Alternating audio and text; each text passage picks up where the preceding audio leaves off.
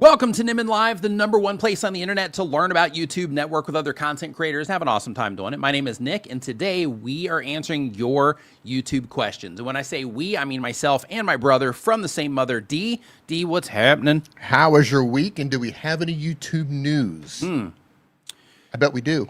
We do have some YouTube news, probably a little bit early to jump right into the YouTube news, but we're going to go for it. Yeah, we're going to go for it anyway. So the very first... Did I prematurely jump into YouTube news? You're good. You're good. I mean, that's the first time, I'm sure. That's never happened to you before. That's never happened before. Knew that was coming. So, so the very first thing is that mobile live streamers can now build anticipation for big reveals, drops, and announcements with countdown stickers. So if you are streaming vertically, you are going to have those options. In addition to that, they have expanded shopping to include auto tagging across APAC, which is East Asia, South Asia, Southeast Asia. So if you're watching from one of those places, this will matter.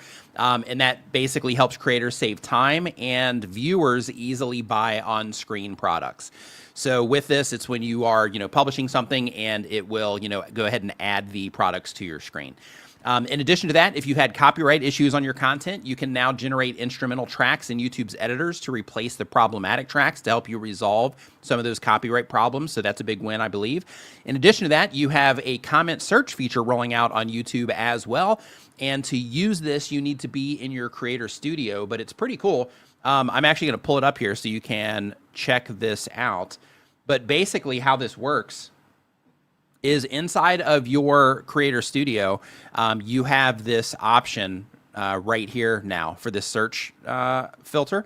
And then if you click on this, then it has an additional box that you have in here, and you can, fish for compliments if you want and things like that. You can have their tags for hurtful remarks or profanity if you want to do that, or you can actually ask it what it is that you're looking for. So, for example, let's just see what happens here. I'll just do products mentioned and just see if anything comes up here, and I'm not sure if they will or not. Yeah, so lapel mic, iPad Pro. Yeah, so we got a little bit, not too much there. But the idea is that this helps you be able to, find things in your comment section. So that's the whole move with that particular thing. But it's one more thing where we get to use AI to our advantage, to where we can connect it to our channels. I actually expected it to be a little bit better because on my channel I've got 10 years worth of comments, and surely I've had more products mentioned in my comments than an iPad, but maybe not. We'll see. Maybe that's just a poorly executed thing. I'm not sure. We'll see. Yeah, YouTube is getting better implementing AI into all this stuff. We talked about this. The inspiration area for AI is a mess, but the Ask YouTube, what's it called? The little magic Ask Studio. Ask Studio. That's pretty solid, as we found out last week. Yep. So I guess they're going to fine tune this as well. I'm not going to throw them under the bus just yet. Yep, not yet. Not yet. Not yet. No, not yet. But that's cool though. Yeah, it is. I mean, previously I like to use that for finding questions. You can go, hey, who asked me a question? Maybe I can get a video idea. Yep. But yeah, it's good. Yeah. So anything like that, to where just helps us be able to better, or more easily understand what's happening with our channels, our communities, all that stuff. I think that's a pretty big win. So I do want to let you know, if this is your first time here, that we are answering YouTube questions. So if you have a question about anything that you're doing on YouTube, if you want feedback on your YouTube channel, you want feedback on your thumbs, anything like that, you can. There's a form if you're watching on YouTube. There's actually a link that is pinned at the bottom of the chat right now, or the top, depending on your view. It's on the screen, my man. If you click on that, then you can just go straight to that form, and then it will send you into that, and you can put your request in there. And in addition to that, if you are watching from somewhere that is not YouTube, you can go to nicknimmin.com/ask, and it will redirect you to that same form, or you can go ahead and get your question in there as well. iFun Chris, thank you for the super chat, my man. I appreciate it. Thank you. Hey, Romina, how you doing? Brent, how you doing? Good to see you. Stitch is going to Stitch. Hope you're doing well. Yeah, and Jerry, looks like you hit the 4-year mark. Awesome. Oh, all right. Love seeing that. Thank you, for your support there over the years as well. Appreciate it, my man. And Stitch is Gonna Stitch says, I just got a side-by-side ad on my TV, even though I already just watched the ads coming into the video. It muted the stream. Yeah, interesting. I have that on right now. Because YouTube has put a feature in there to where, once the stream starts moving, then they're supposed to suppress some of that stuff. So I'm just kind of experimenting with that right now to see how it goes. But yeah, super cool stuff. So yeah, basically, if this is your first time here, we are answering YouTube questions. So there's a form that you can go to. It's pinned on the screen right now as well, to where you can put your question in there. And I do also want to let you know that this stream is brought to you by Opus Clip. Opus Clip is a live clipping tool that helps you repurpose the content that you're already making, so you can take longer form content and you can clip it up within a few minutes, and you can have a bunch of content that you can publish to all of your other social media accounts or to YouTube Shorts or however it is that you want to use it. But it's an awesome tool, especially if you want to start new channels for just clips and things like that, which is what a lot of people do. Then you can do that really easily with Opus Clip. You can find out more about them at opus.pro or opusclip.com, or you can use my affiliate link, which is tryopusnow.com. Regarding clipping, are you aware there's an entire industry that's built Clippers. up around clippers? I don't know if some of you know this. Yeah. They're clipping all the live streamers. Yep. Yeah, like Neon, for example. I think he's got like 1,000 clippers in his stable, so to speak. 1,000 clippers. So if you're wondering why, and for those of you who are a little bit older, you've probably found yourself going through social media and you say, why do we keep making these people famous? Right. How are these people becoming famous? It's because a lot of them have an army of clippers behind them who get paid. They get paid like if they're based on view counts. Based on view counts. Yes. So go in, find these little moments, post them, and then come back. And then if you reach a certain view count, you get paid X amount of dollars. And I think some of the payouts that they're giving also are substantial. Yeah, like in hundreds of thousands of dollars per month on paying out clippers. I don't know if it's accurate or not, but I saw somebody say Neon spends $1 million a month. $1 million. Oh, nice. Clippers. Nice. If that's true, if that's even half true, right? Wrap your head around that. Right, for a second. It's wild. Yeah. How much money you're pulling in as an IRL streamer if you can pay that much money for clippers? Right. I don't know if that's true or not, but. Right. That's crazy. Yeah, it really is. Yeah. What Absolutely a time is. to be alive. I know, right? Yep. So the very first question that we have on our list today is from Silver Fox Forest Designs. They upload 1 time per week or more, been on YouTube for 1 year or more. They do art inspiration and a how to draw channel. The goal of the channel is to be a full-time content creator. And the question is, I've been hearing that YouTube plans to allow up to 10-minute vertical shorts content, a rebranded and renamed thing. I don't know how true that is, but is it worth doing a few videos in this format?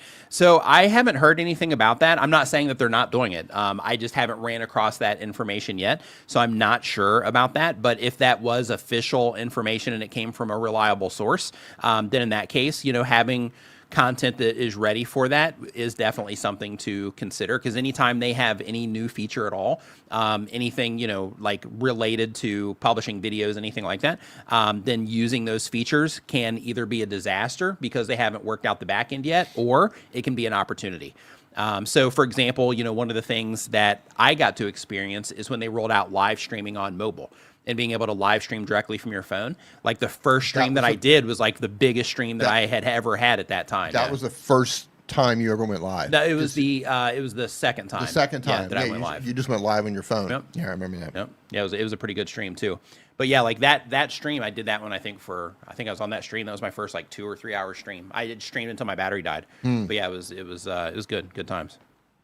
But yeah, so if they do roll that out, having some content that's ready for it is definitely something to to prepare for. But just make sure that that's coming from a credible source, because people say all kinds of crazy stuff about YouTube. But if so, if you do have that source, I would love for you to just send me if you have a tweet or an article or an official post from them. I would love to see that. I do know that they were experimenting with putting just regular long form content into shorts. So I don't know if that's what you're talking about. If so, then what they're doing there is they're just experimenting with putting, just regular videos in shorts. I'm not sure what the length is, though. I don't know if they put, like if there's a 10-minute limit on that in terms of the videos that they might show there. But I know that is something we were actually talking about that today. Just today, yeah. Yeah, but that's something that they were experimenting with as well. But I don't know if it's the same. I'm not sure. And let's see here. And Jerry mentioned that you're traveling today. Nice. Hope you are doing awesome and enjoying your travels. I love traveling, but I hate airports. Amen. Yeah. Well, you know what? I like traveling. I dislike airports in certain countries more than others. Some airports are pretty easy to get through. Yeah. They're pretty easy to get through airports here. Yeah, here. On the way out. Yeah. You know, on the way out or domestic. Yeah, Yeah. it's super easy. Super One, easy here. one of the things for those of you who don't know, we live in Asia. And one of the things I dread whenever we go back to the U.S. is I dread going through airports there. It's just like, oh. It's like the most inefficient thing like ever. Yeah, you guys need to overhaul your airports. Yep. All of them. Mm-hmm. Yep. So next up, we got Stitch is Gonna Stitch. Yes. What's going on? Hope you are doing great. Uploads 1 time per week or more, been on YouTube for 1 year or more. They do commentary with the crochet and knitting community. The goal of the channel is to be a full-time creator. Yeah. And the question is, what is the best lighting setup for those of us wearing our glasses to avoid the glare? Excellent question. As a glasses wearer, yeah, we've got the answers for this one. But she says that they're setting up their yarn room to be able to film in there regularly, and they're considering soft boxes. Is that the best? If so, is there a difference to the square ones over the octagonal ones? Thanks for all that you do. D. Yeah, that's a great question. And getting glare out of your glasses is as easy as raising your light and tilting it. That's simple. If you're getting glare in your glasses, your light is too low. Now, if you don't have glasses, you can have it lower and you can have it closer to you, and that's going to be fine. And if somebody were to pixel peep, they're going to see the shape of your light in your eyeball. Right, you can zoom in and zoom in and zoom in. You can say, oh, they have a little octagon or a little, square, whatever it is. So they've got an LED panel. You can see the reflection in the eye. But for glasses, just keep, inch by inch by inch, raise it up, and then just tilt it if you need to. Sometimes just raising it up 6 inches or a foot and just tilt it down a little bit will fix the problem. Yeah. You just have to keep raising it until the glare goes away. Yeah. So what you want to think about is you want to think about your eye line. Right. So if you're sitting there and you are, and you go back and forth like this, because, if you talk and you're really still, then that doesn't matter as much. You just have to make sure that you're covered on that direct or small little area that you might move your head. But if you do move around at all, when you're recording your videos, then just making sure that the light is above your eye line. And then that way, when it shines down on you, then even if you're looking around the room, things like that, then it's going to be out of the way unless you tilt your head up towards the light. So right now, while you're watching this, we have this huge octagon here. How big do you think this is, Steve? What's the size? How do you know it's an octagon? Well, I mean, maybe it's more than an octagon because it's got a bunch of sides on it. So it's not an octagon. It's like a squared off circle. I don't even know. Yeah. So it's way more than 8, but it's not an octagon. But yeah, so like way more than 8 with this, like it's huge. So like if I were to put my arms out, like this, then I probably still couldn't cover it. And I'm a pretty big guy. So it's a pretty big box. But with this one, we actually had to put like a grid on the bottom of it, and that grid makes it to where I'm going to show it. Keep talking. Okay. Keep talking. Go ahead and speak, and I'm going to turn this to. Oh, this is going to be great. No, go ahead. Okay. Yeah. So basically, with the octagon, yeah, you can see it here. Here, I can actually. Oh, I can't demo it because they won't hear the audio. But yeah, so the grid right there on the bottom. So what that's doing is that's taking away some of that light down here on the bottom from us also, and that makes it to where we don't get glare on the TV that's behind us, and it makes it to where we don't get glare when we're looking at that camera with our glasses. But in terms of the height for that, the bottom of that box is probably about this high above the camera. Maybe a little bit higher. Yeah, probably about this high, but it's closer than the camera. So the camera's kind of coming from behind it. So you have like a half moon type of thing going on there, but not really a moon because I guess it's bigger in the middle. Yeah, we're just going to tap him out on the geometry today. Yeah, I know that. Yeah. We went over there from like having octagon lights to like half moon to crescent moons. Yeah, right. We've got like a first gibbous light up here on the. Yeah, so the purpose of the grid is to stop the light from spilling. Yes. Right? The grid makes it more of a directional light. Yeah, it makes it where you can control everything. It can't spill out of the sides. Mm-hmm. The grid allows it to just go forward. Yeah. But generally speaking, just raise it up and tilt it, and it's going to get out of your glasses. Mm-hmm. As long as you don't look up. Yeah. And then same thing goes, if you have one on the other side, because with this one, it's coming from the front on that particular camera because we're on 2 sides, here. What shape would it be on the other side? If we, if I was shooting this video at home and it was just me, then it would be off to the side, right? So it'd be off to the side, and then I'd have another light over here, and then the lights in the back also. Dude, this is like 20 probably 20 different edges on this. Yeah, it's a big light. Yeah. Gregor, what's up, man? Nice to see you in here. Hey, Chantel, Gregor. what's going on? Nice to see you. Colin Michael in the house as well. Larry, what's up? Hope that you are doing great. Amy Johnson, nice to see you in here as well. Hope everybody's doing great. Nice to see you guys. So, saying I count way more than 8 sides. Yeah, it's a pretty big light. Yeah. So, Welcome to Geometry, right? With Nick Nimmin. Yeah. So, what shape would you say that is, Mr. Shape Master? Well, what shape do you think that is? Notice I didn't throw a shape name out it because I don't know. I don't know what a 20-sided thing is. Yeah. So I know my lane is what I'm trying to say. Okay. I'm Fair enough. not going to go into that. Just stick to YouTube is what you're Stick saying. to YouTube. Yeah. We're not going to do half moons. We're not going to do octagons. We're not going to do whatever that is. Nice. Love it. So Ooh, look at this. Look at that. Booked my first Oh, nice. class First class flight on Delta to Vid Summit. Love it. Wow. Absolutely love it. Marianne, welcome to the stream. Nice to see you here as well. Yeah, I'm going to count the sides. I'm going to get back to you. Hold on. Yep. Go ahead. Go for it. So Chat on the Road is the next question here. They've been on YouTube for 1 year or more. They publish 1 time per week or more. They explore abandoned and haunted locations. Goal of the channel is 20. It's 20. 20 sides? 20 sides on the umbrella. That was a good guess because you said 20 before. Yeah. That's good. Yeah.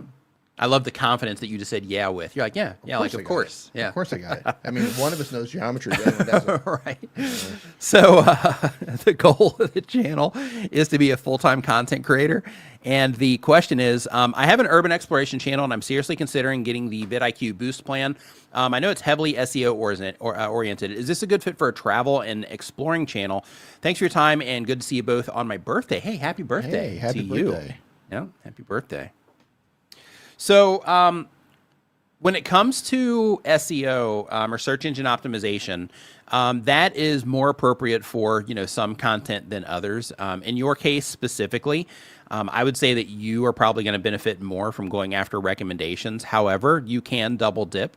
And double dipping is where you are making it for the recommendation system, but you're also considering if it would be appropriate for search or not. And if so, then you're adding additional things to it. Then you're adding additional things to it that would also be beneficial, on the search side as well.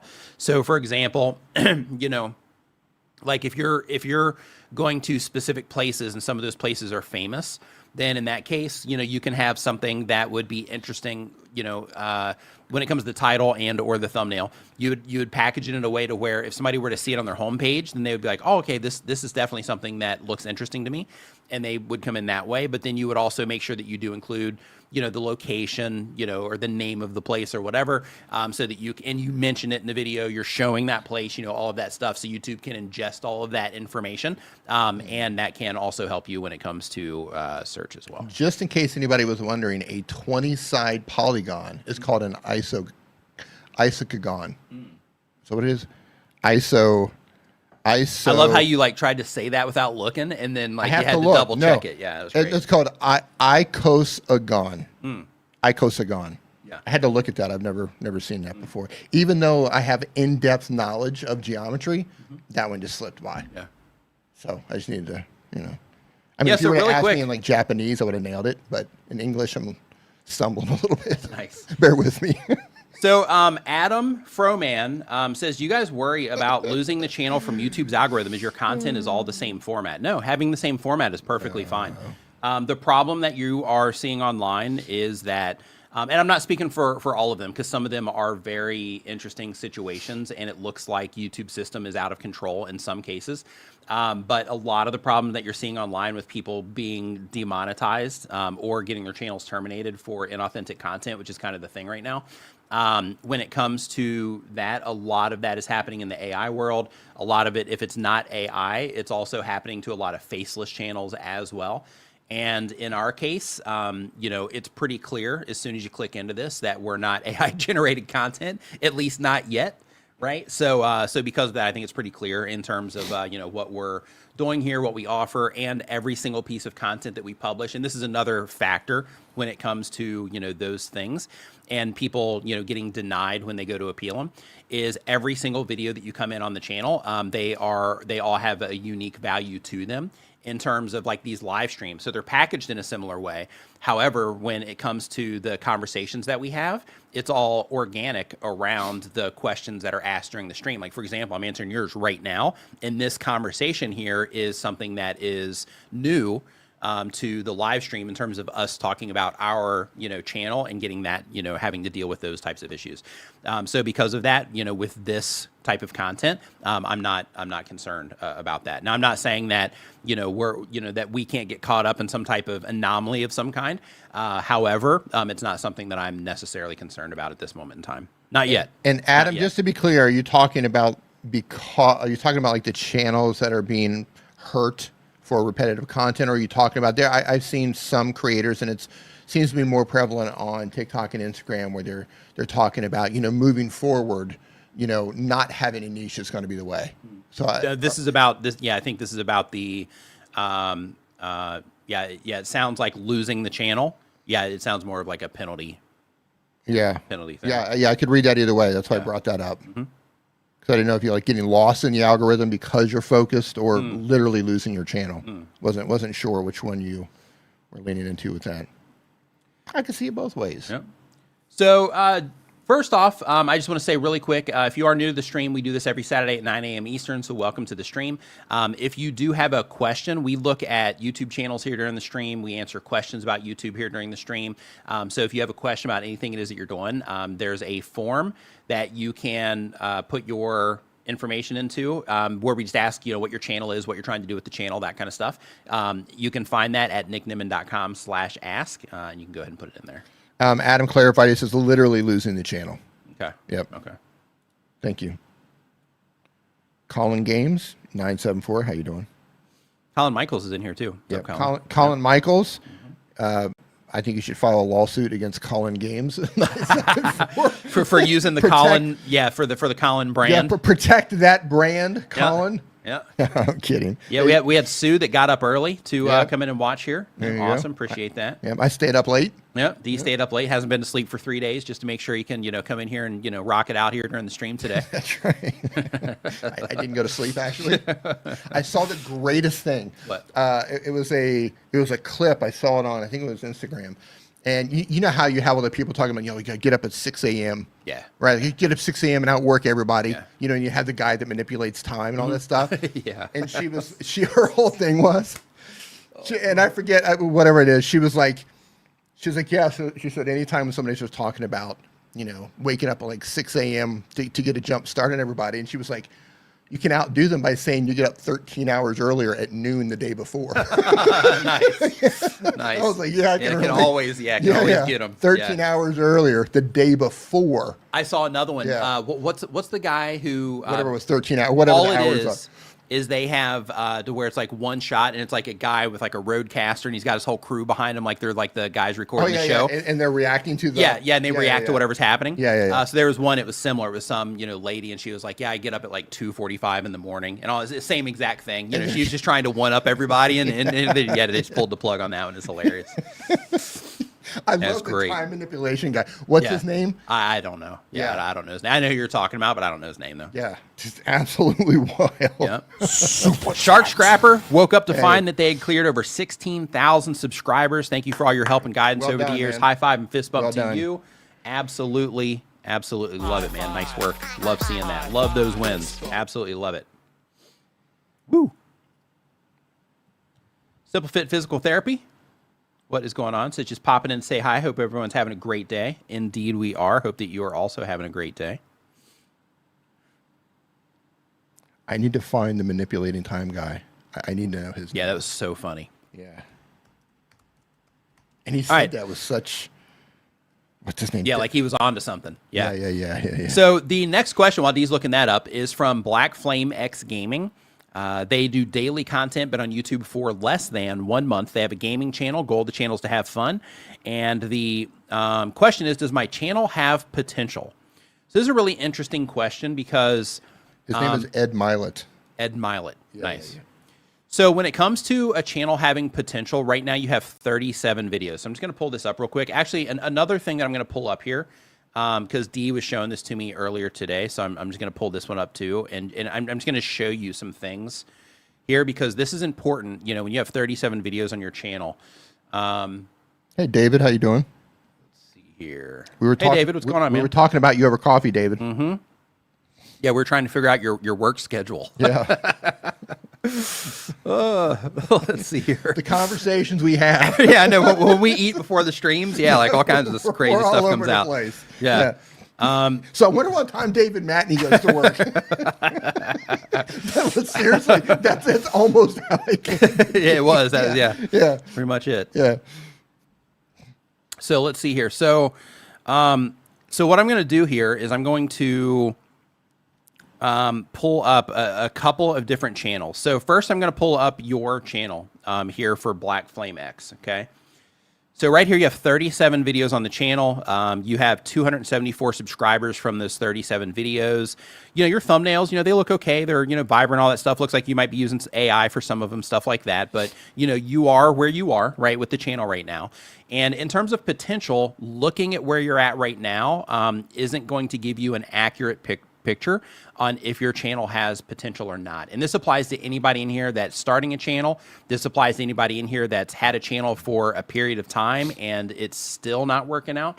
This applies to everybody. Those are chat GBT thumbnails. Yeah, for sure. yeah. You should be using 1 to 10 for thumbnails. By the way, I think I got a link to them down in the description. But anyway, if you're using AI, they've got the best AI thumbnail tool. But basically, with this, you know, out of these videos that you have, you're at 37 videos, and that includes YouTube Shorts. Okay. Now, the next thing I want to bring to your attention, because Dee brought this to my attention earlier today, is I want to show you this channel, which has 15 million subscribers on it from 12 years ago. And their latest video, you know, they're getting like 206,000 2 days ago, 2.5 million 3 days ago, 981,000 10 days ago. And they have their thing that they do with celebrities and, you know, all that stuff now. But back in the day, if we were to track this down to their first 37 videos, you know, you would look at this and you'd be like, oh man, these are just bad photos. You know, they've got the branding on here is like way too heavy. You know, you would say like all kinds of things about this channel. But if you start going through the archive, and I didn't like preview this, like Dee just showed me this channel like earlier today. We were standing in line at the grocery store buying water. Yeah. And whatever this is, some sort of a electrolyte beverage. Yeah. Brando. Yeah. So, but basically, like if you look at this and you start scrolling through, it's like, man, you know what? They did a lot of videos before they got to this little Hot Ones series, which is the thing that they're known for now. Yeah. So even with these, even now with the channel with 15 million subscribers, these videos still have 4,000 views, 4.6 thousand views. They had a bigger one here at 78,000. But they struck gold right here with this 1.4 million view video. The one after that has 580,000. And look what they did after that. They threw it away with a hot dog video. Yeah, right. And then they started, you know, doing these again, you know, 3.2 million, 1.1 million, 1.1 million.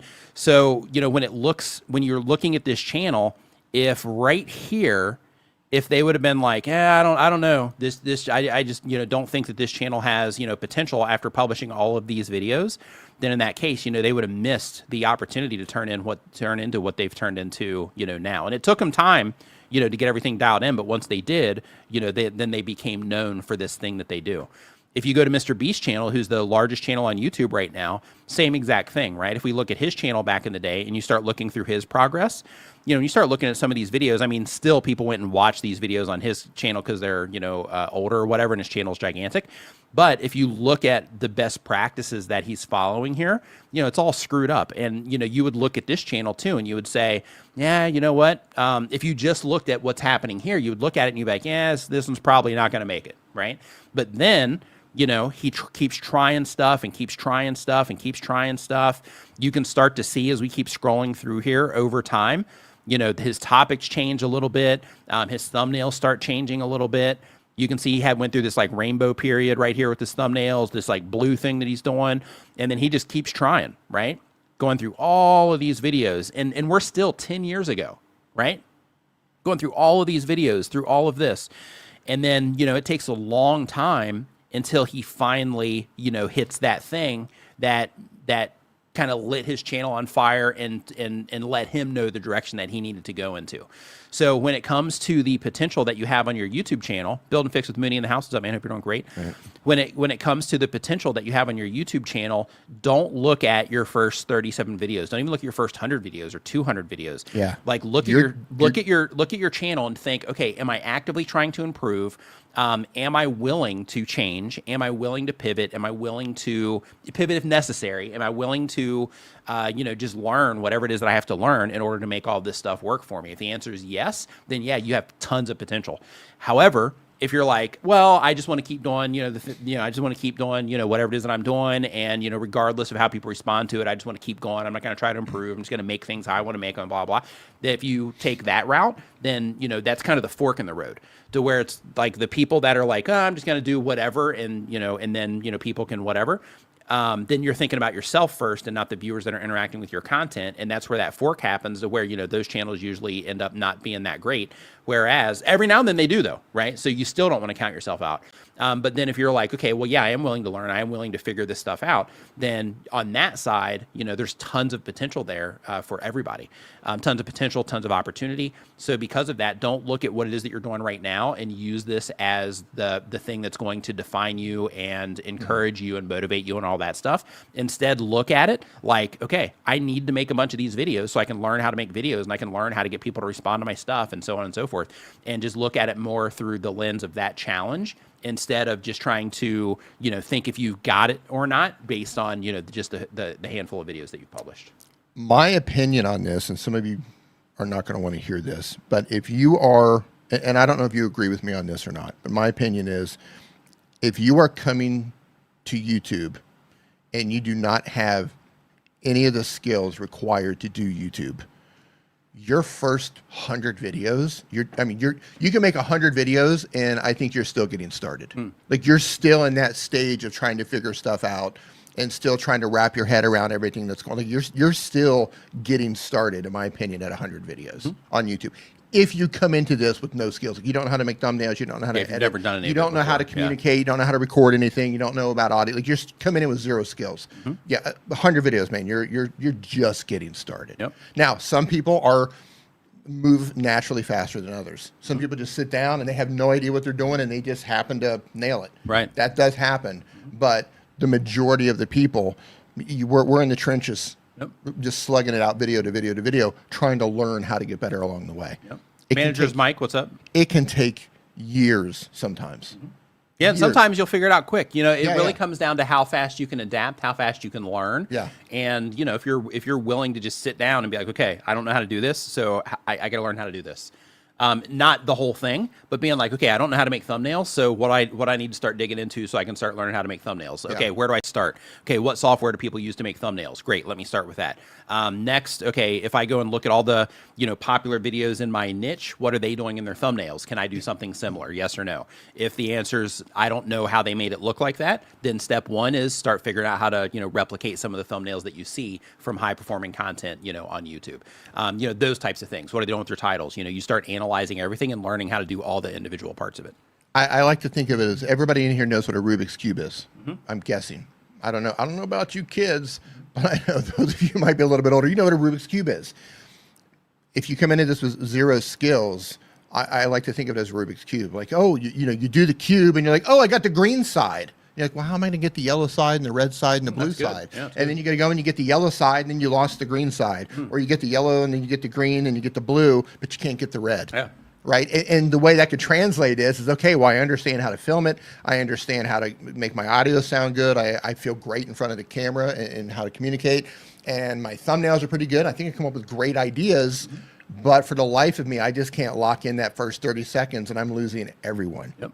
Or I've got all these things that I can put together to make it look good, but I'm just picking terrible ideas. Right. I'm choosing ideas that people are not interested in. Or like my ideas are great, but like once somebody comes into the video, like my lighting's too bright, my sound isn't good, because I'm good at making thumbnails and titles and coming up with ideas, but in terms of the actual content, like I haven't learned how to make that stuff, at a competitive level yet. Yeah, you just have to learn this stuff. It's a puzzle, and no matter where you're at on the journey, it's relative.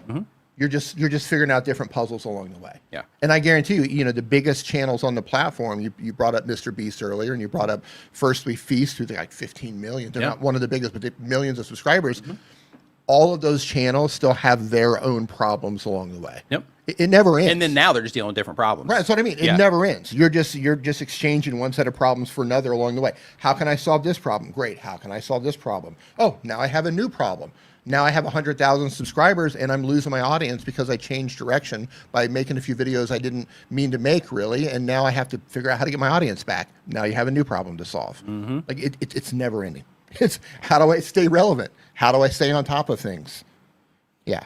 Yeah, and I'm just going to do that one more time, too, just because it's so, like, when you go and you look at the old videos of, big creators now, and you just see what it is that they're doing, right? Because, in our current world, everybody wants to do everything, like, quickly, and I get it, right? Like, I'm the same, right? I'm no different than anybody else in that regard. But, like, if we look here, this is Mark Rober. He's got 76,000 subscribers, or 76 million, subscribers now. Same thing. If we look through some of his old content, too, like, if you're just looking at some of this, you'd be like, yeah, this stuff isn't, he's all over the place. There's no like real focus at all. It's not really clear, what he's offering. It does look like he did start getting into more science stuff here. But like, when you start looking through it, it's like, yeah, none of this stuff like looks like, Dude, here it does. Go look at iJustine and go look at her old videos. Okay. Like if all you were judging her by were her old videos, assuming she still has them up and hasn't recently deleted them. Let's see.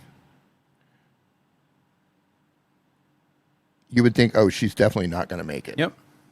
She was. I mean, it was a different world 20 years ago, right? In terms of some of these, but even if we, keep going here, she was just doing all kinds over of the weird, place, different things. Like it took her a really long time to fall into her groove. Yep. But she's swinging. Right. Each one of these videos, she's like, I'm trying something. I'm trying something. I'm trying something. Hopefully, she was learning along the way. I don't know. But she just kept trying and kept trying and kept trying and kept trying. Now she gets invited to Apple events and has millions of subscribers and is a full-time creator. Yep. Yeah, they started getting good like right around in here a little bit better. You can see the color shift. Yep. She's like, oh, color. Oh, thumbnails. Oh, okay. Yep. This is grabbing people's attention. Yeah.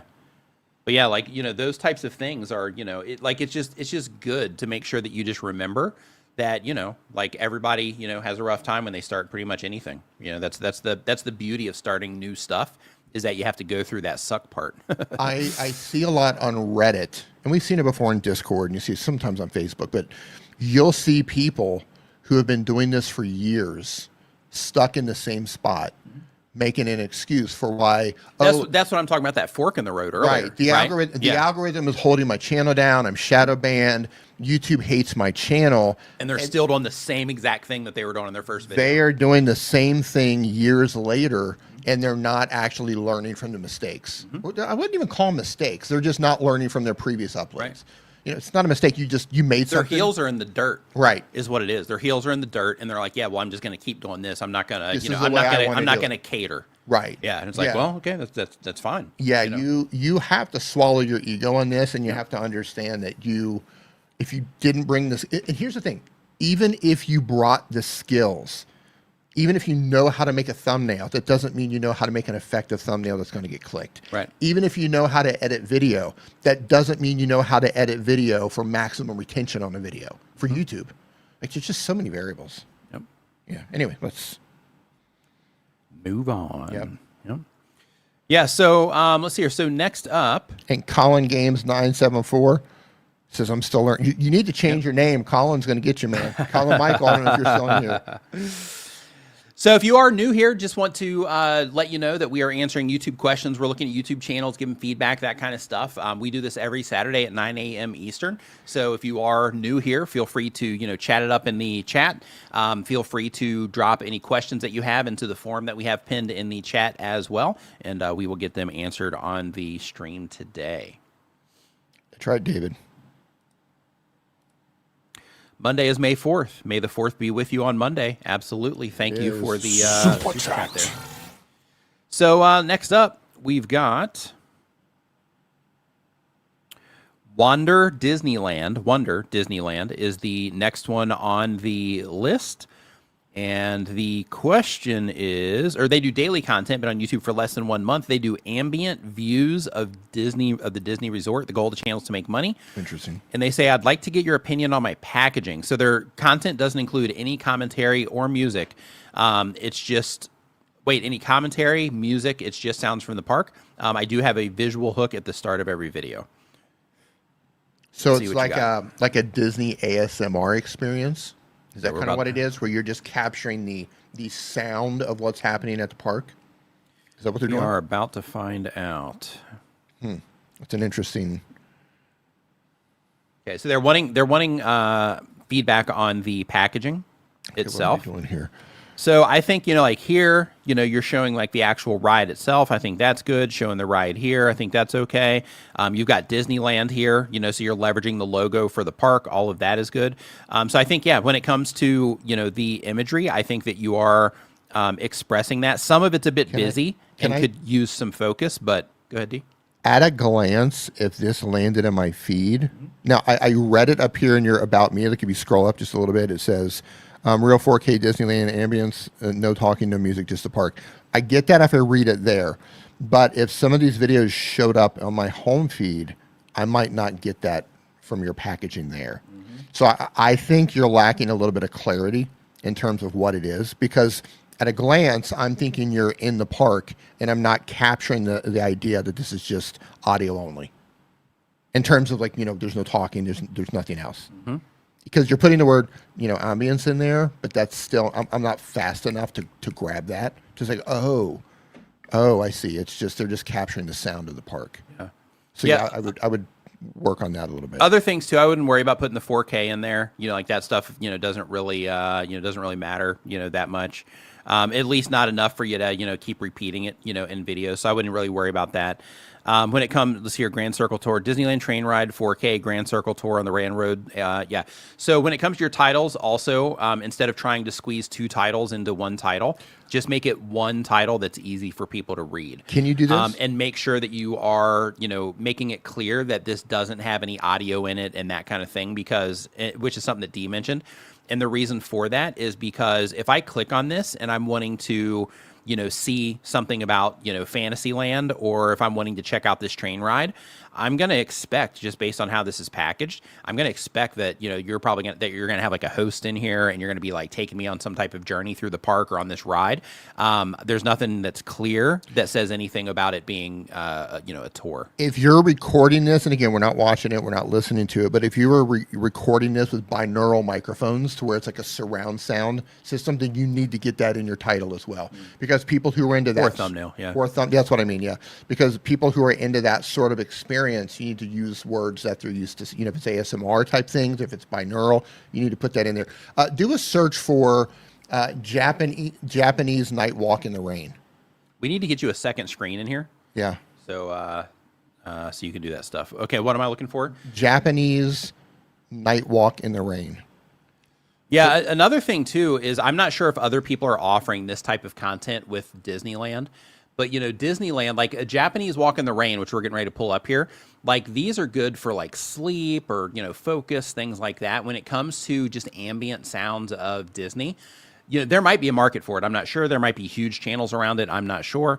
But I would definitely make sure that there is a market for that, just because there is a lot of chaos that's going on. And I'm not sure. So it's not something that, like that would feel like relaxing in some way, or something that you'd want to, kind of sit back and listen to. So I would, some people are really into Disney World. Yeah, I think that's the thing to. Yeah, right. I think that's what they're really going for. Into that. Yeah. Kind of scroll around on here. I'm just curious, seeing what language they use, and I'm not. And I know with the walkthroughs, the visuals are important, so that's why they are putting 4K in theirs. But I'm just curious to see if they're doing anything identifying, because some of them are just, you hear the sounds of the rain, and they really focus on that. Relax ambient sounds, rain sound. Yeah, these are older videos too. Yeah. You get the idea. Search around to see how some of these walking channels are doing, how they're labeling it. Because there's a lot of these channels. They walk all over the world, and it's just audio. Okay, so let's see here. Disney Park Audio, Disney Parks Music, Disney Parks with Love, Disney Park Ambience. Okay, so this is a whole thing. Disney park ambience, sound only. Okay, so here Something we like go. that? All right. So, Living with the Land, ambience, Walt Disney, and music, ambience, Walt Disney World, all 4 parks ambience. Yeah, so this is definitely a thing. Then get ambience in all of the titles. Yep. If that's what people are used to, yeah, get that in all your titles. Closer to the beginning is better than later. Now, I'm curious. Oh, this is from the Disney parks. Interesting. Okay, well, they got 2 million subscribers on this. Hold on. Are they still doing it? Yeah, they are. Right here, 10 days ago. Living with the Land, ambience. Yep. So yeah, people are into that. Okay, that was a short. Magic Meets I the love Sun, running Disney across new Cruise little Line. niches. Yeah, me too. I didn't even know this existed. That's awesome. Yeah, so it looks like this is a thing. It looks like Disney is running one of these. And let's see if we have any of these that are not Disney parks. 4 Hours Disneyland. Okay, Cinemagic Park Ambience. Yeah, these have a lot of views on them too.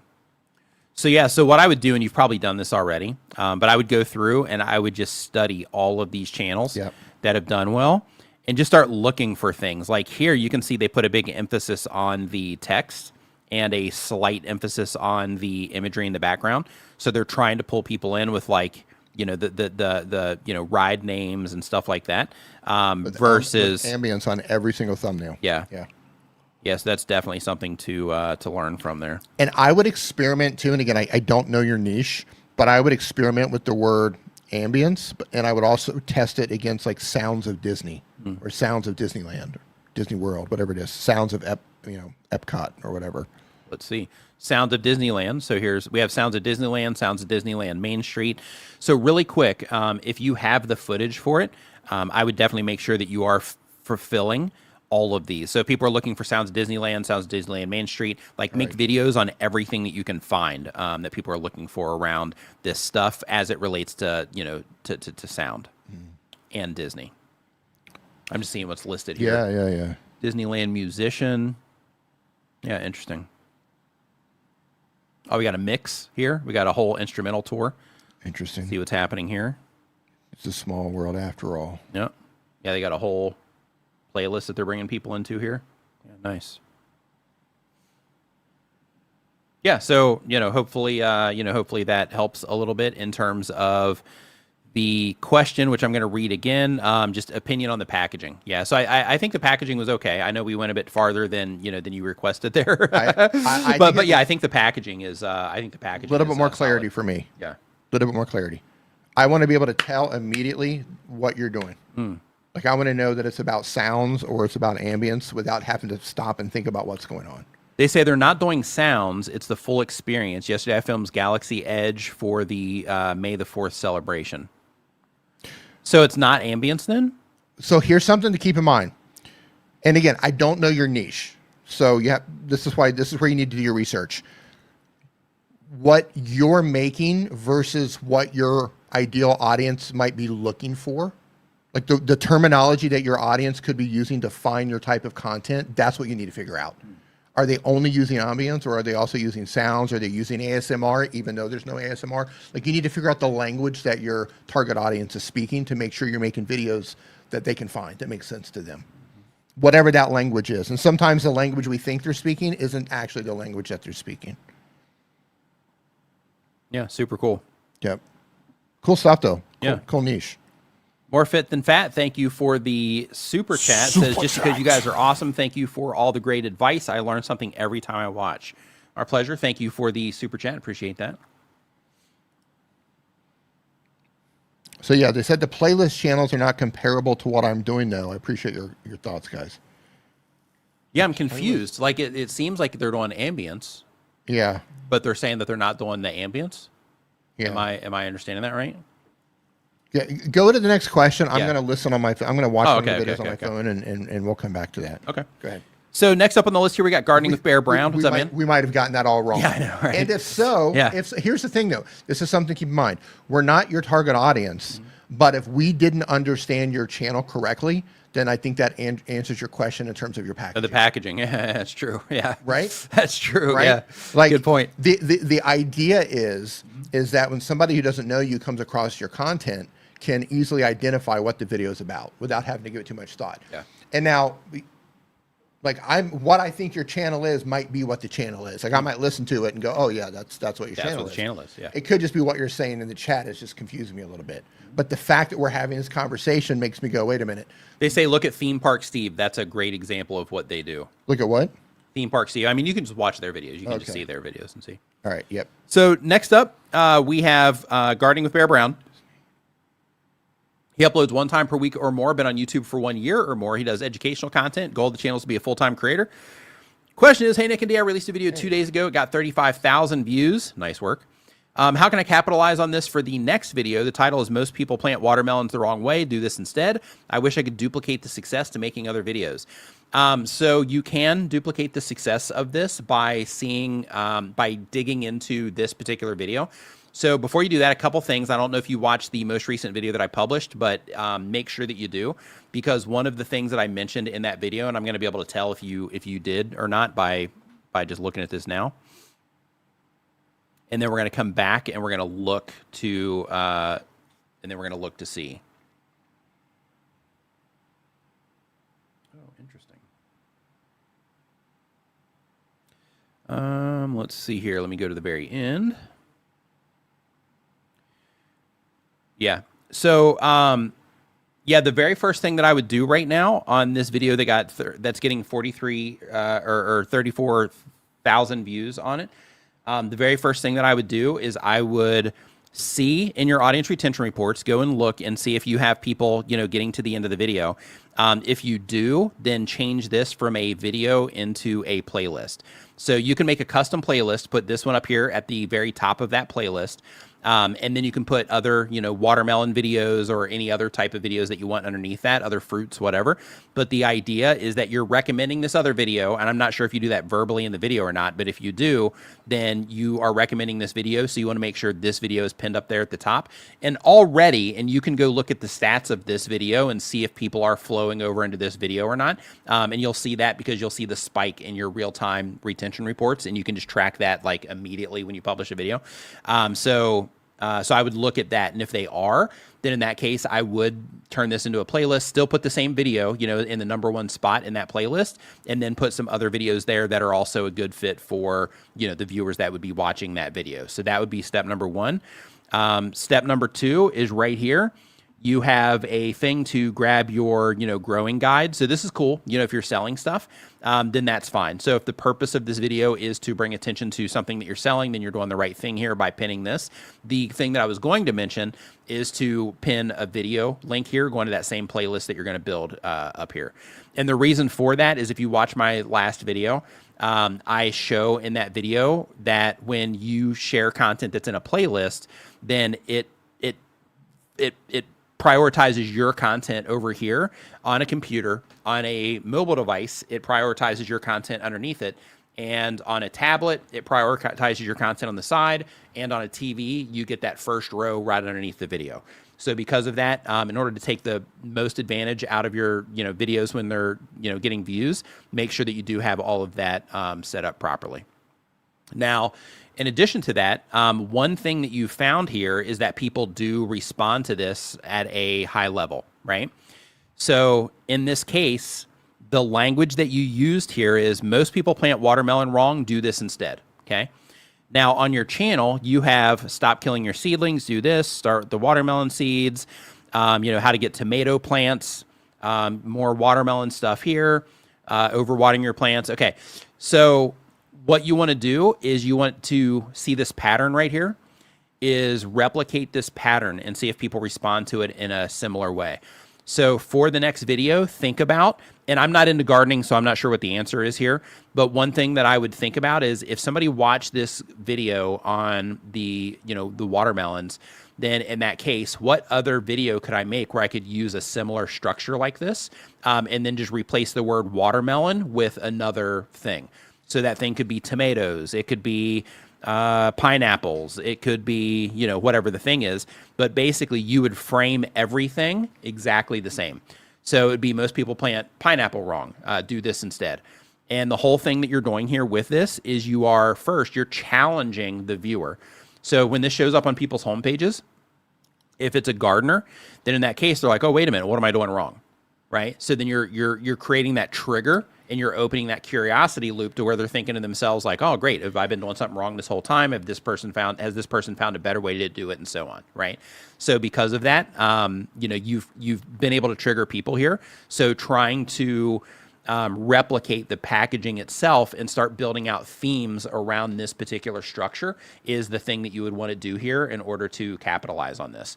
So basically, very similar, big mistake, do this, take a similar photo, but it's a pineapple instead of a watermelon, right?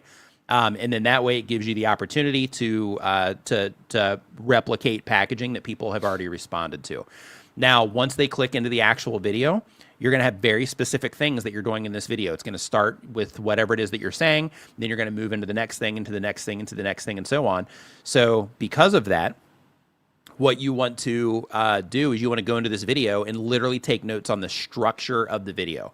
So, for the first X amount of time, I was doing this. When the video first started, I was, sitting on my thing and I was talking about this and I said these words. And start looking at the structure of how you put all that together and see if you can also do all of that in a similar way as well. So what you're doing here is you're trying to create a similar experience because people responded to the watermelon version. So now you want to see if you can get people to respond to similar versions on other things.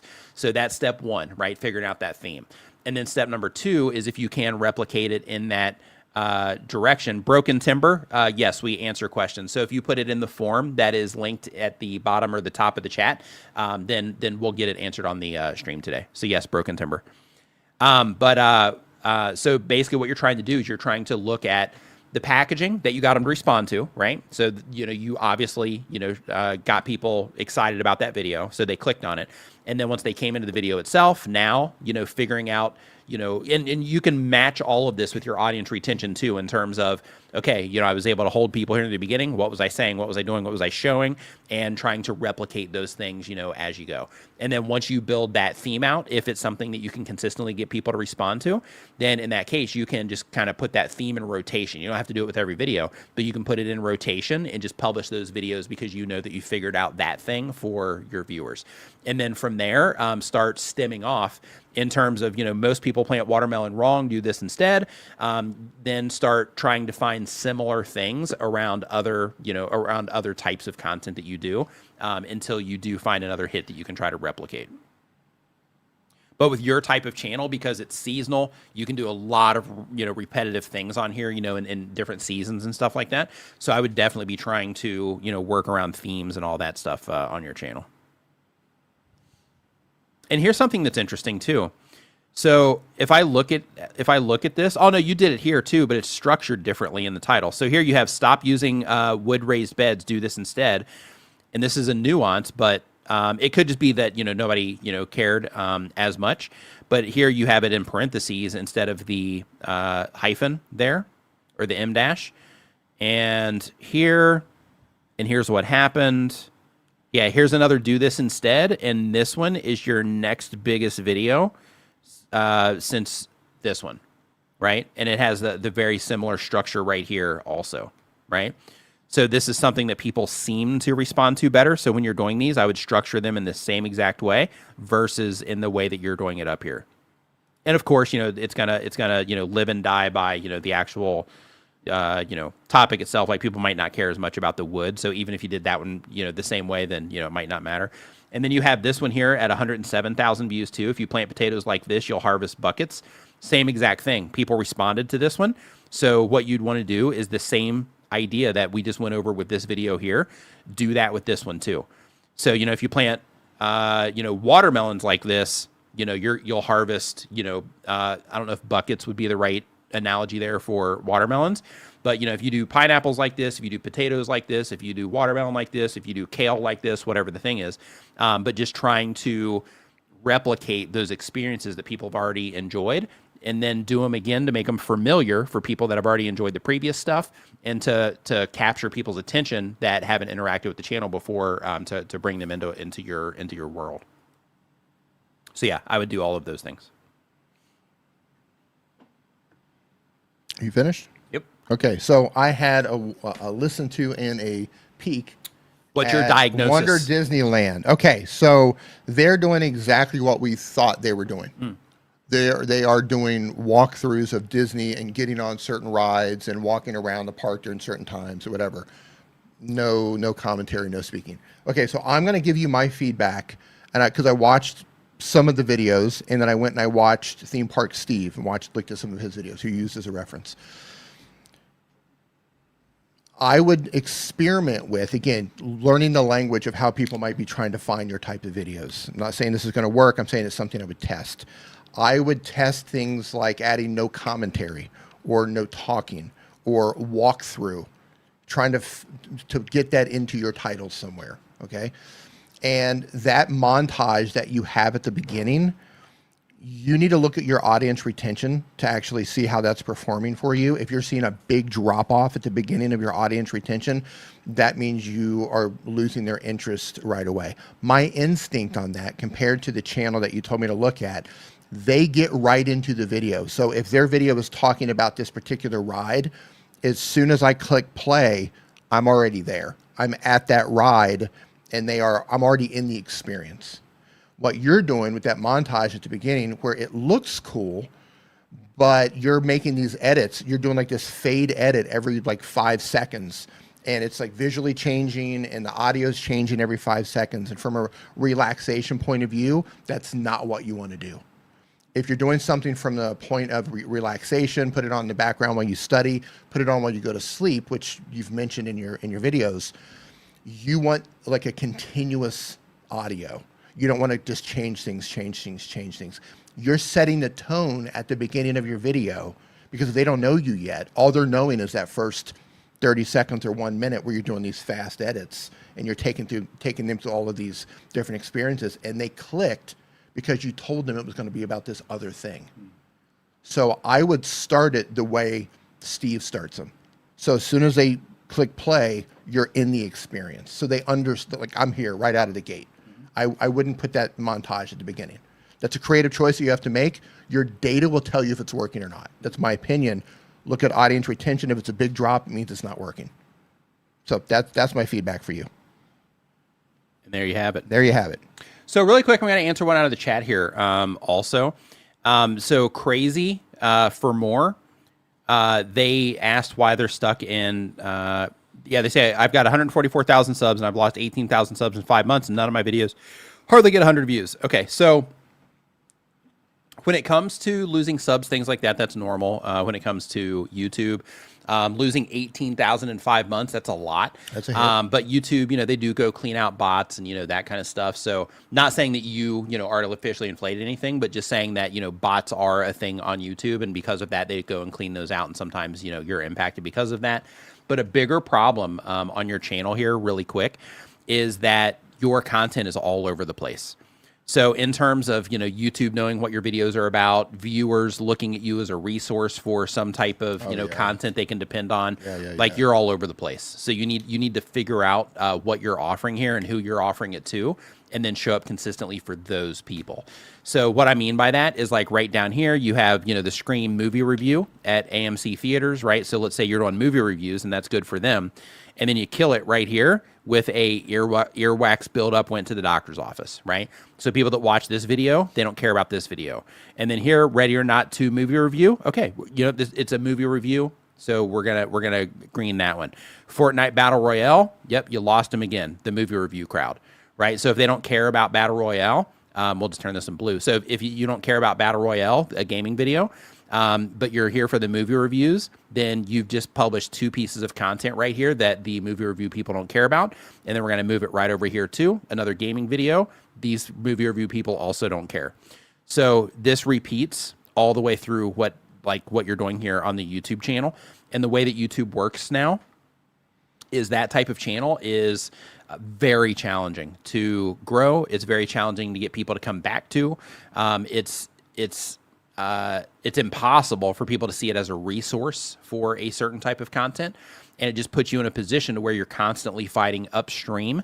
And, you know, when it comes to people unsubscribing to the channel, you're putting yourself, you're creating that environment. Yeah. Because, you know, let's say that, because I play Fortnite too. So let's say that I watch your video because YouTube showed it to me on the homepage and I'm into Fortnite. So I click on it and I'm like, hey, this is really good. And because of that, I subscribe to your YouTube channel. Well, then YouTube shows me one of your videos and it's about your trip to the doctor or it's a movie review. In that case, I don't care about either of those things, and then therefore I'm either not going to respond to it, or if I happen to recognize you, I might click into it and be like, oh yeah, I remember that guy. Let me see what's going on here. And then I click into that video and I'm like, oh, okay, I thought this was Fortnite content, and then I unsubscribe and then I'm out of there, right? So the way that YouTube works now, you want to look at your channel as a channel, right? And look at it like you're building a resource or an archive of content that people can see as a resource for a certain type of entertainment, if that's what you're offering, or movie reviews or games or whatever the thing is. So because of that, I would just get super clear on what it is that you are offering. It looks like you're trying to build the channel around you. Mm-hmm. And, you know, I'm a vlogger. I'm doing all these different things. Mm-hmm. I have all these different interests. And a lot of people have different interests. Mm-hmm. That's perfectly normal. Yep. You can do that. You can do that.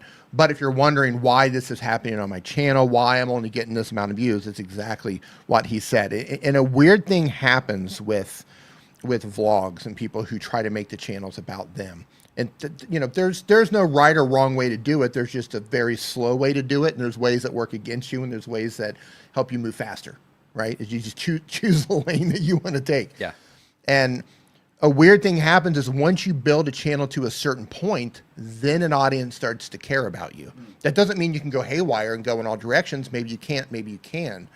But until you have that momentum built and you have a legitimate fan base, it's really hard to build a vlog type channel until people know who you are. They don't care about you yet. They don't care about your story. They don't care about you yet. They will over time, but you know, that's not happening right now. You're working against yourself. Mm-hmm.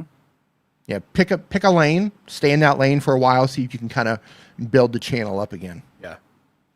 Larry, Home Rapid Repair, thanks, dude. Appreciate it. Says, my channel currently gets 1 million views a month, but only 2,000 subscribers. That's only a 0.2% conversion. I understand this because the viewer bounces off as soon as they get their answer. And then it stops there. So I don't know if there was more to this, but yeah, absolutely. With your type of content, and I know you do a lot of like search-based stuff and things like that too. So yeah, with your type of content to where, you know, you're helping people fix a problem.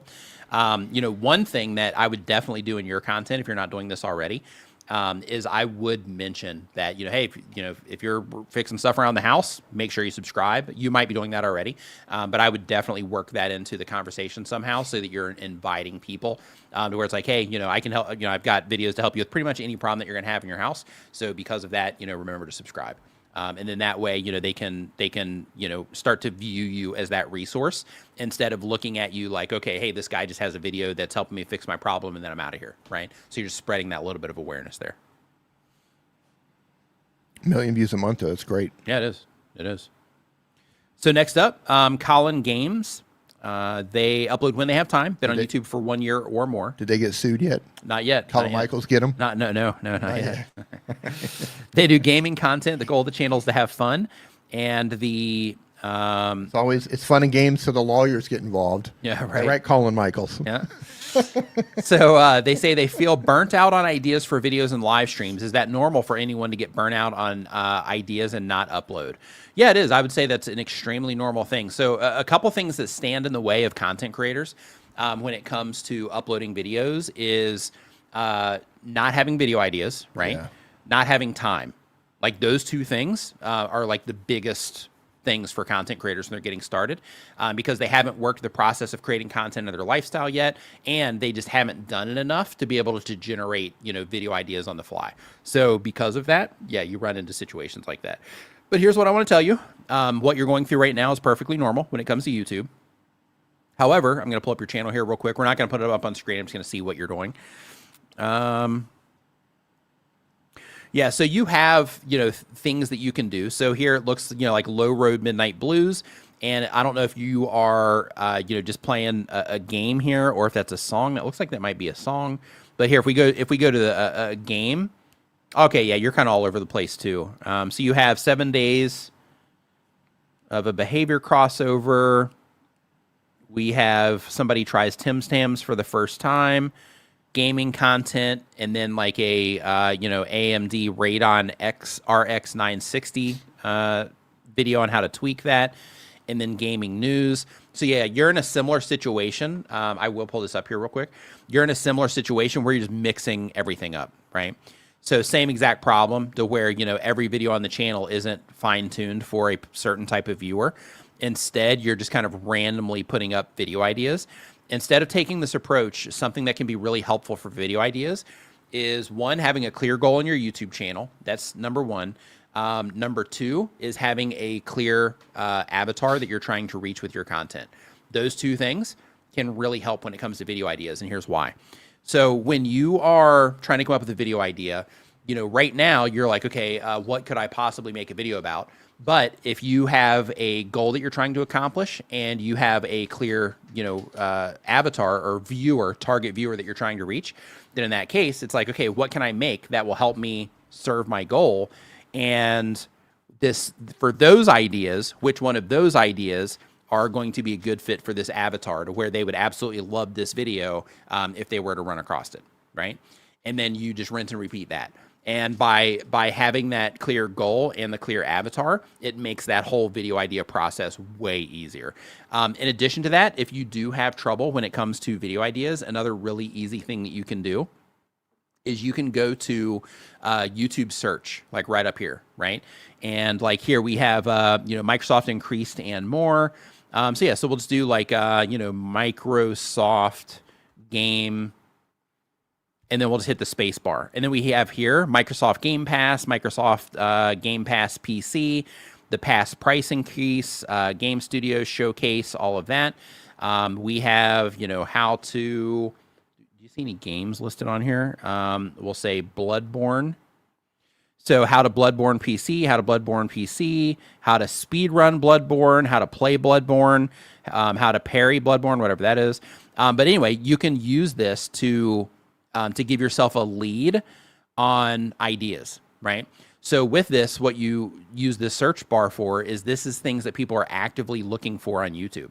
So when you start going through this and you start putting in, all these different ideas, then you can start seeing all the different things that people are looking for. And then from there, all you have to do is say, okay, well, I know people are interested in this, so now I just got to make a video about it, right? And then that makes that part of the process easier too.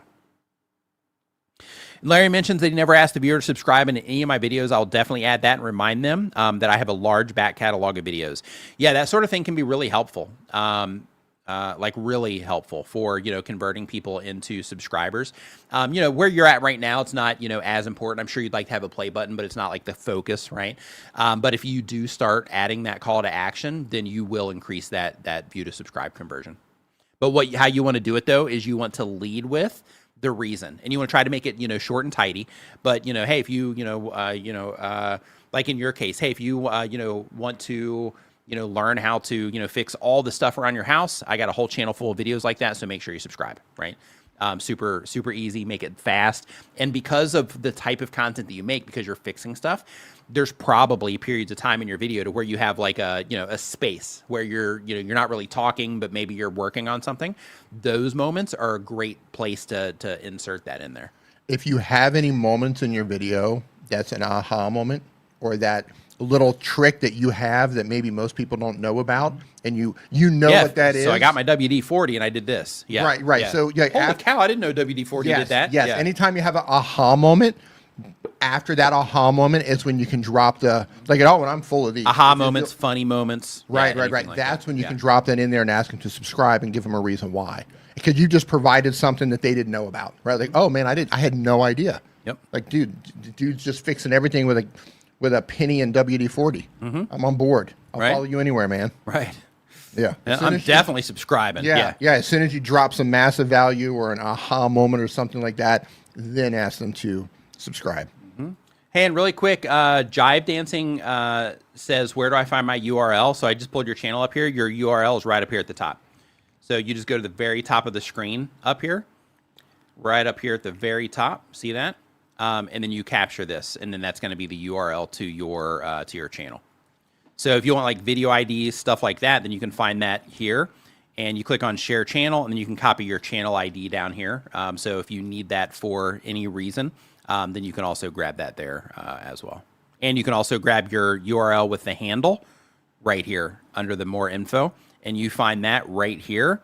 If you click into this more button for your About Me page, scroll down, and then you can find it right here for your handle. I can't believe you have the handle Jive Dancing. Yeah, it's a pretty cool handle. That is It awesome. is, yeah. Yeah. Yeah. Oh, you don't have a computer. Okay. Yeah, so let me run through that same flow on a phone. Yeah, let's see how that works on a phone. So you don't have a computer, you're looking for the URL.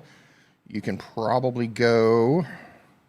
I'm going to guess right up in the top right-hand corner. Yeah. So on your phone, Yep. You want to go zoom in here? Yeah, so on your phone, just go up here to the very top right-hand corner. There's going to be like a 3-dot menu. Click on that, and then come down here to share. And then when you click share, hit copy link, and then now your link is copied. Then you can paste that anywhere it is that you need it. We're going to do this right here. Yeah, there we go. Yep, up here. 3 dots up in the corner. Tap on it. Then you're going to see share. And then you can copy a link right there. Boom, copy link. Now the URL is copied. Yep, hopefully that helps you there. Yep. If you are just joining us, I want to let you know we're here, talking about everything related to YouTube. So if you're a content creator, you're in the right place. A YouTube content creator, to be specific, then you're in the right place. We are answering YouTube questions as well. So there's a form that is in the chat right now where you can put your question in there.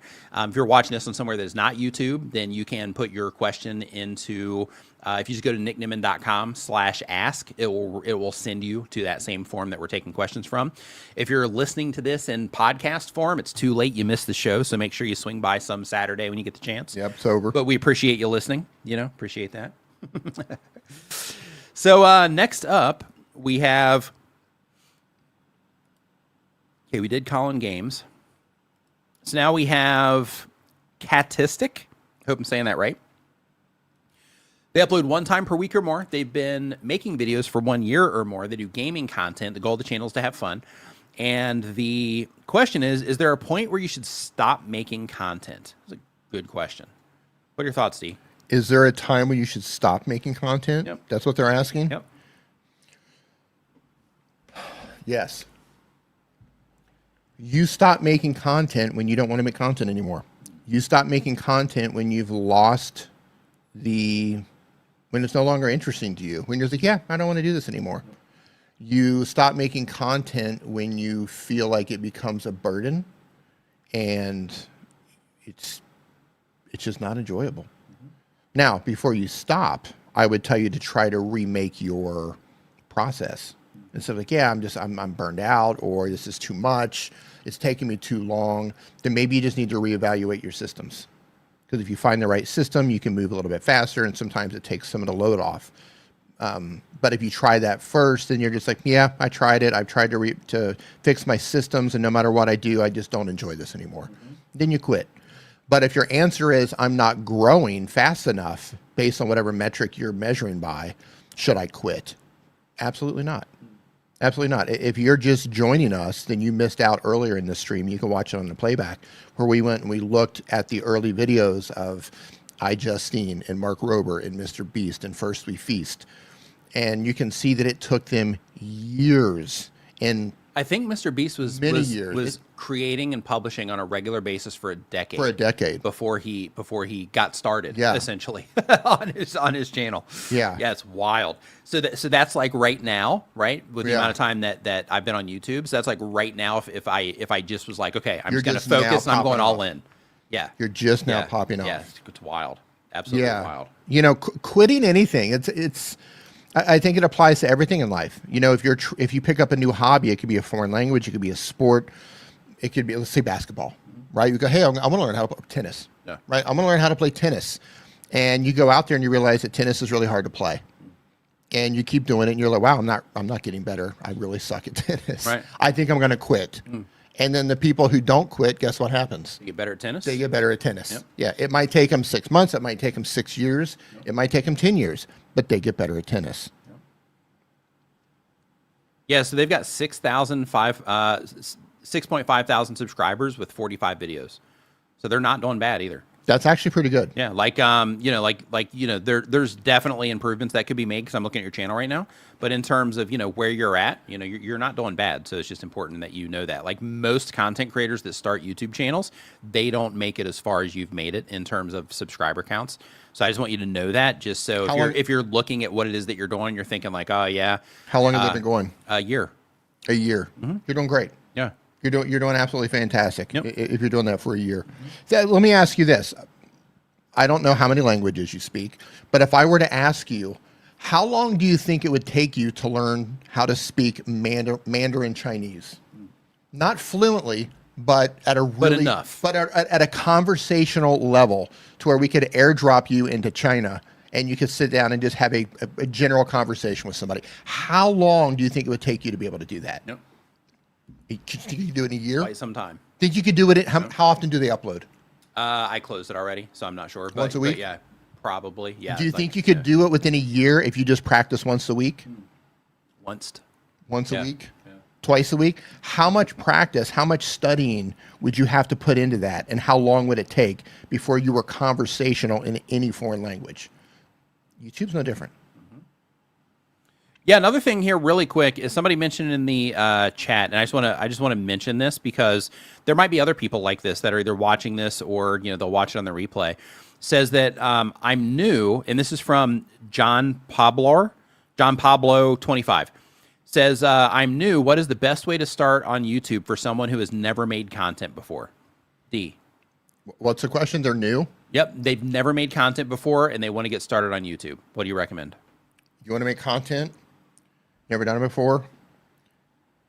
I don't know what everybody else is going to tell you, but I'm a firm believer that building the new habit of making videos is the most important thing right now for you. I would grab your phone and I would start making YouTube shorts. That would be my approach. If I were starting today and I had no experience, I had no idea what I was doing, the lowest bar to entry is to make YouTube shorts.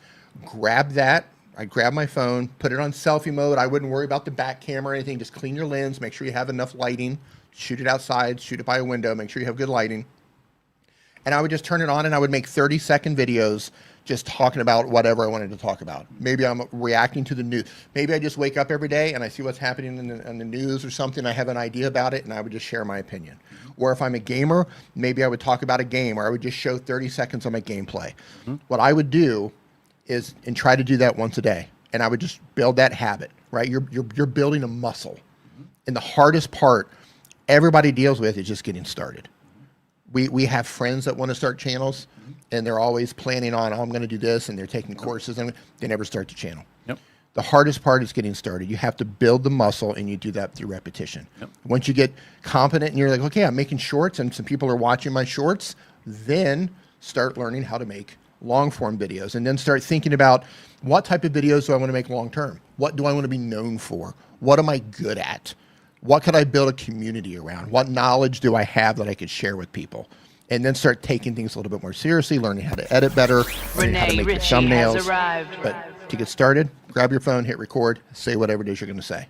Or show whatever it is you're going to show, even if you're not putting yourself on camera. Like, oh, I bought this coffee cup. It's a fantastic coffee cup. I got it at Amazon. You can find a link in the description. There's a 30-second video. Yeah, and the cool thing about that practice is that by just starting with something, like it's important to remember that, when you're first starting on YouTube. Renee, what's up, man? Nice to see you in here.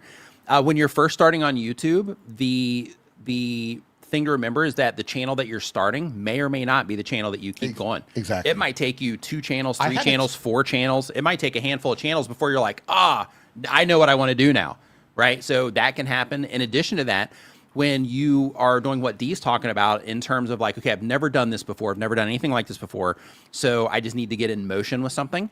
While you are making YouTube shorts and you're sharing your opinions on something every day, what that's also going to do is it's going to get you comfortable on camera, which is something that people struggle with. And it's going to help you learn how to communicate well on camera by recording the video, publishing the video, seeing how people responded to it, looking at your own videos and asking yourself like, okay, am I, saying this clearly? Am I, saying it with enough, presence in my voice, things like that to where I'm, projecting my voice, those types of things. But you'll learn how to do all of those things better by just going through that process, right? So just by doing it, you're going to learn how to do it better. And then by learning how to do it better, it's going to help you be able to see things a little bit differently. And then when you cross the bridge to where you get into like the long form content and things like that, you're going to have confidence built up from doing the vertical content. And then that confidence is going to carry you through some of the struggles that you're also going to have when it comes to long form content. Yeah, I know there's some educators who talk about, you know, all these giant plans coming in from the gate. But if you're just like, what do I do? Yeah. And you don't know which direction. Yeah, I recommend, if possible, you come in with a strategy, Yeah. clear goals. Yeah, you know who you're making right. content for. Yeah, like that's the recommendation. Right. But a lot of people, they just don't start there because you don't know because right. you can't. The question is, I don't know what to do. Where do I start? The start for me is just you need to build a new habit. And then as you build that new habit, then things are going, oh, I understand this now. Okay, I'm going to do that. I understand. Oh, this makes sense. So now it makes sense for me. I can do this. Because you can build all this stuff up in your head and think you're going to be able to do things a certain way because you don't know yet. You don't know how to shoot things yet. You don't know how to do audio yet. You don't know how to edit yet. You don't know how your lens is going to react to certain types of light. So you've got a lot to figure out. So you need to put in your reps. And I think the easiest way to do that right now is the YouTube Shorts. Yep. Do YouTube Shorts, and not only YouTube Shorts. I mean, you can put the same content on TikTok. You can put it on Instagram Reels. You can put it on YouTube Shorts. I had a test channel before I started my main. Oh, your ASMR channel? Yeah. Yep. Now Great channel, by the way. I came to YouTube knowing how to edit video, understanding graphics, understanding audio, having me at your disposal, having him at my disposal, but I'd never been in front of the camera. And I was like, well, I don't want to just come out with my channel just yet. And, you know, he was doing like, you know, a YouTube help channel. I was like, yeah, I don't want to embarrass him, come out and just fumble stuff out of the gate.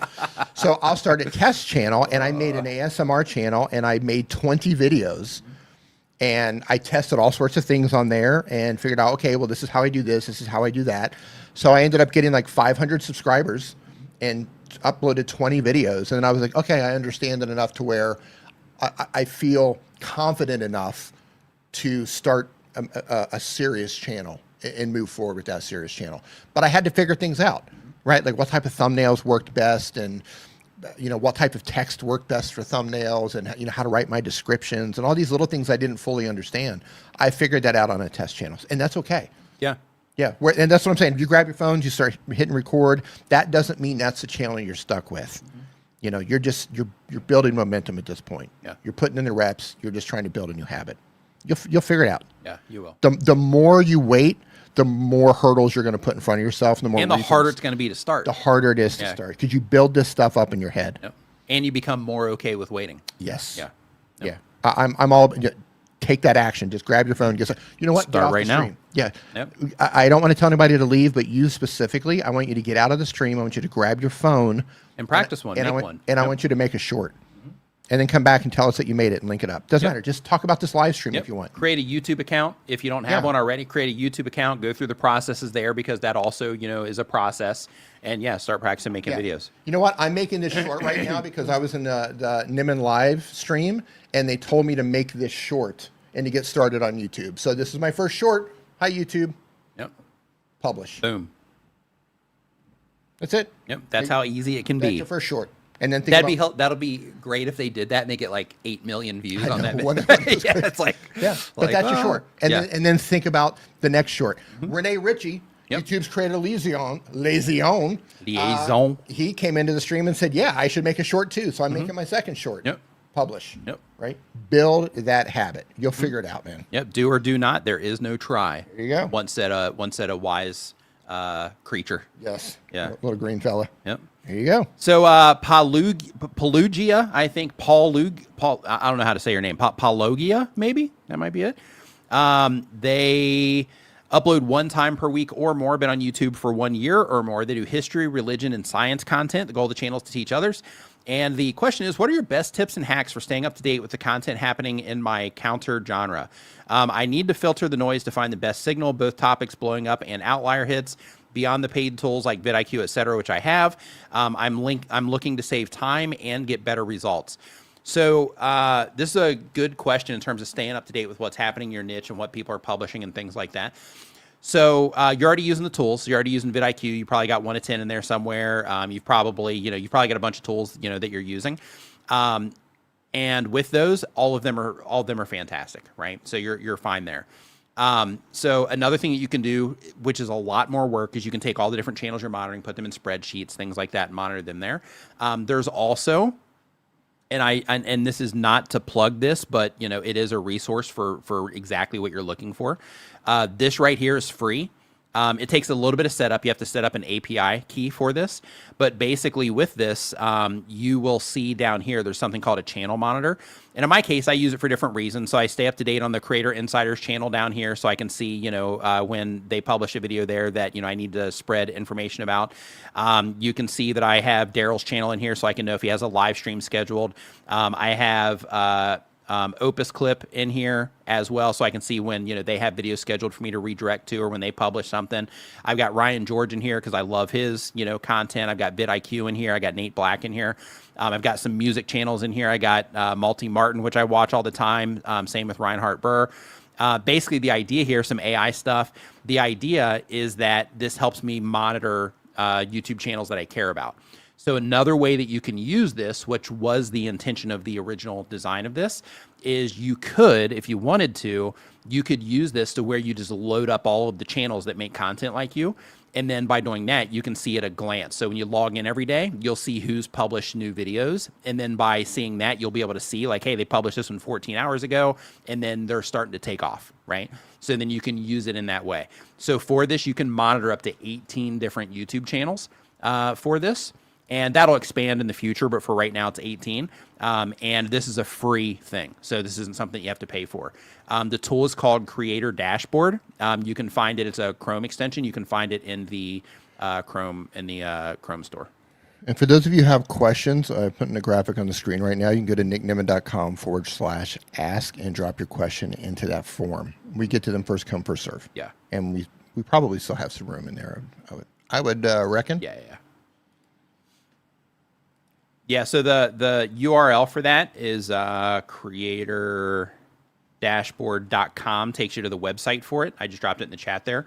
But you can also just look for it in the Chrome store, or you can just click the link from the website there. But again, it's free. There's a little bit of technical setup there, but about half the people that install it take it back out, because that's too much for them. Which I'm working on a solution for, by the way. However, for the people that do go through the quick 2-minute tutorial, that allows them to, be able to do that, plus analyze YouTube channels and all kinds of cool stuff. Eric Wade, Whiskey Studies said it's only where did it go? 237 days until Christmas. Getting there. I was wondering why they have the Christmas trees up at the mall. Right. Getting an early jump on it. So next up on our list here, we have Renee. Yoda's older than both me and D combined. Barely. Yeah, I don't know. Yeah, if you put D on top of that, I'm not barely. sure. I'm not sure. Yeah, not sure. Yeah. What are you, 783 years, D? I don't know. Is that where you're at right now? Grogu, maybe, but yeah. I'm not about Yoda. Yeah, so Stitch is going to stitch. That is not my app. So my app is something different. So, for the app, it does work on an iPad. So the thing that I just showed you is a Chrome extension if you use Google Chrome. My app, that one, New Creator is the name of that one, and Creator Keyboard is another one, and I've got another one coming up soon. But with all of those, they work on iPhones and iPads, and for New Creator, I'm in the process right now of making the desktop version too. So with the desktop version, it's still Mac, and then I'll do the SaaS version, but it's still Mac, but basically it has everything to where you can use it on your phone, on your Mac if you have a Mac, and on your iPad. Yeah, my pleasure. Yeah, if you check it out, if you have any like feedback on it or whatever, Paulogia, definitely shoot me a message and let me know, because I'm open to feature ideas, all that stuff, because I'm just trying to make it cool. And a lot of the stuff that I have in there now, it's ideas that other people have shared and been like, hey, it'd be cool if it did this. So as long as it doesn't cost me like APIs and things like that in order to do it, then there's a good chance it'll be added to it. So next up, we have Open Air Outdoors. Open Air Outdoors, they upload bi-weekly content, but on YouTube for 1 year or more. The goal of the channel is to make money. And the question is, do you guys know about Nate Black's content wall theory? If so, what are your thoughts on it? I'm planning to give it a try. So a couple things. So first, I know Nate. Nate and I talk on a regular basis. Really good guy, really smart when it comes to YouTube stuff and just in general. When it comes to the content wall, I haven't tried it personally. I haven't done anything with anybody else that's tried it, personally. He and I have talked about it, and he seems to get, results with people under certain criteria with that. So because of that, I can't say one way or the other because I haven't tried it myself or tried it with other people. So because of that, I'm the only thing I can take from that is Nate saying that it works for him. So in terms of, me recommending it, I can't say, that I do or don't just because I don't, because I don't have that personal experience with it. And when it comes to the information that I share here, I share stuff that I know. So with that one, feel free to experiment with it. But when it comes to, publishing videos on YouTube, there's all kinds of, interesting stuff. But when it comes to the content wall, it's kind of that idea is being promoted around a bit. Some people try it, it works out for them. Other people try it and, they're not happy with the results. So it really comes down to, you're trying it, your approach, and, if it ends up working or not. When in doubt, test it out. Yep. I like that. It's nice. When in doubt, test it out. I like it. Good little rhyme there. You rapper? Are you rapping behind the scenes? I used to spit some bars back Did you? in the day. Dropping bars? I That's did. good. Yeah. That's good. Me, back in the Sugar Hill Gang era. Oh, okay. Way back then. Hip-hop, okay. hippity hip. Nice. Yep. Nice. Renee knows all about that. Yep. Yep. So Broken Timber is the next channel here. Broken Timber uploads 1 time per week or more. They do outdoor content. Goal of the channel is to have fun. And they say, how can I increase clicks on my videos? Okay, let's take a look at what you are doing.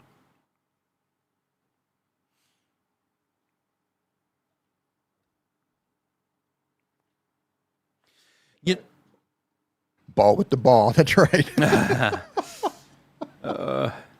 Fun story. I met Kid Rock. Who was you just said that? Scale train station. I actually hung out with Kid Rock back when he had Joe C, the little guy that was with him. I hung out after. I liked how you tried to manage that. I don't know what they're called these days. Yeah, politically not correct, sure. so I don't want to walk into that minefield. Yeah. Joe C unfortunately passed away, but it was like me and Kid Rock and my friend who was a WWE wrestler at the time. So WWE wrestlers, we all went to a strip club together. All right. Well, we're probably going off the rails here. We were riding around in Kid Rock's limousine, going to clubs. It was a night. It was a night to remember. That's great. Yeah, those were the days. Didn't you have a problem? Didn't he sign your passport or something? Yes. And then your passport So that night I was like, let me get your autograph. I didn't have anything. So him and Josie both signed my passport. And I was doing a land crossing one time between Thailand and Cambodia, and they detained me in Cambodia because it's Cambodia. They're like the land crossings are just so shady in some of these places, and they use that as an excuse to invalidate my passport. Did you still have that?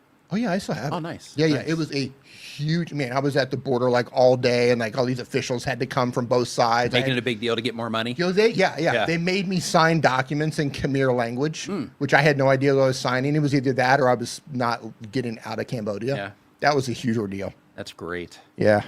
We've been derailed. Now Anyway, we've been back to derailed. So in terms of getting more clicks on your videos, which was the question here for Broken Timber.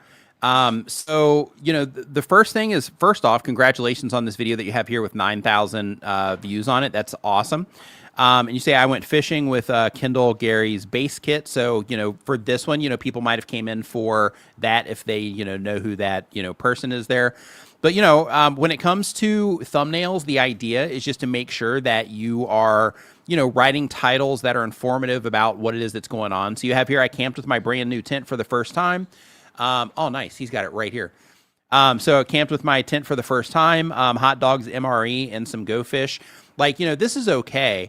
But from the outside, another thing you got to think about when you're, writing titles and stuff for your videos is thinking about, strangers and why at scale, the way that this is all packaged up would matter to people. So, you camping with your brand new tent for the first time, some people might care about that, but at scale, is that going to be something that, people care about? So here you have hot dogs, MRE, and some Go fish. So instead of having something like that, then as long as it fits the video, because you don't want to clickbait people. So as long as it fits the video, if you talk about your first camping trip or you share your experiences that you had during the camping trip or something like that, then in that case, mentioning something in the title about, I camped with this brand new tent for the first time and here's how it turned out, or, and it didn't go how I thought, or, something along those lines, to where it makes people feel like, oh, I wonder what happened here. And then they click on it to go in and check it out. So that's the type of thing that you want to think about. So in a nutshell, you want to think about, okay, if a stranger sees this video on their homepage on YouTube, what exactly about this? And I see you're a kid, I know. And I just want to say that I think it's awesome that you're doing YouTube and that you're, publishing on a regular basis and that you're doing the thing. So nice work on that. Keep it up. But when it comes to, the content you're publishing, think to yourself, if this were to show up on my homepage in front of somebody that doesn't know who I am, they've never seen my channel before, what about this will be interesting to them and make them want to click on this and come in and watch it? And if you can't figure that thing out, then keep working on the packaging until you do. But make sure that whatever it is that you're doing in the packaging, make sure that you do offer that in the video, because you want to give people a good experience. So they'll be like, hey, this is a good video. And then YouTube will detect that, and then YouTube will show it to more people like them. So because of that, just think really hard. And I would do this before you even make the videos, is I would think, okay, this is what I'm going to make the video about. So what photos do I need to get to make sure that I'm focusing on the right things in the thumbnail? And what title am I going to use to make this interesting to strangers? And then once you have that information, then you can go and make the video with that thumbnail and title in mind. So I would work on those things. Yeah, so here's the Kid Rock signature. That one's Kid Rock. Yeah, 1999. Yeah, those were the days. Yeah, that's great. Yeah, look, I'm surprised. That's funny that you have that in here. Yeah, it's expired. Yeah. Got the holes punched in it. Yep. Yeah, and you got some support here. Also, Broken Timber says, keep doing YouTube Kid, big future. Yeah, that's awesome. Yep, here, when Big Timber is a famous actor, we'll be able to say, we knew him when. Yep. Back in the day. Yep, so you're getting some support in here, just so you know. We knew him when. Yep. So, Mr. Beast started off when he was young. Yeah, he did. Yeah. Yep. So did Marquez Brownlee. Mm-hmm. Marquez Brownlee was like young. 10 years old or something. Yeah. How old is this young man? I'm not sure. Yeah, I'm not or young sure. lady. I didn't see the account. Yeah, sure. Marquez was really young, 10 years old or something like Nice. that. Yeah, that's another one. Go to Marquez Brownlee's page. Yeah. Sort by the oldest video. He was really, he was It's just a different world then when it came to different world. YouTube. But yeah. But he was a little kid doing the thing. Yep. Crispy Applesauce is our next question. They upload 1 time per week or more, but on YouTube for less than 6 months. They do video essays on card games. Goal of the channel is to make money, making them dollars. And the question is, what is the best way to utilize community posts to promote content / gauge excitement for upcoming content? So when it comes to community posts, the one thing that you want to make sure that you are doing on a regular basis is polls, because people really react well to polls. That's one way that you can use them. You can also have, with your content, probably not the best for, in some cases, people will show like behind the scenes stuff. So if you're trying to tease things, which is one of the things that you mentioned, sometimes people will show behind the scenes what they're working on, things like that in their community to get people excited about that next video. In your case, and I'm just looking here because it looks like you're playing games. Oh, wait a minute. No, you're not. I know your channel. You do the green screen stuff. Yeah. So you could do some behind the scenes stuff in your case too. Because, how you're kind of presenting all this is, kind of unique. Doing this, sharing, showing your setup, asking for feedback, like, hey, in my next video, how should I start the background, things like that. Just asking questions. And when you look at the community feed, you can look at it through the lens of like, okay, I'm just making these posts here and strangers are going to see these posts and blah, blah. You can look at it that way, or you can look at it through the lens of, okay, I have an opportunity here to really, talk to and get information from and engage with the people that are interacting with my content and some strangers. So because of that, how can I start conversations in my community feed that will be interesting to the people that are watching my content? So in your case, I see in this video that I'm looking at, it starts with like an anime graphic in the back.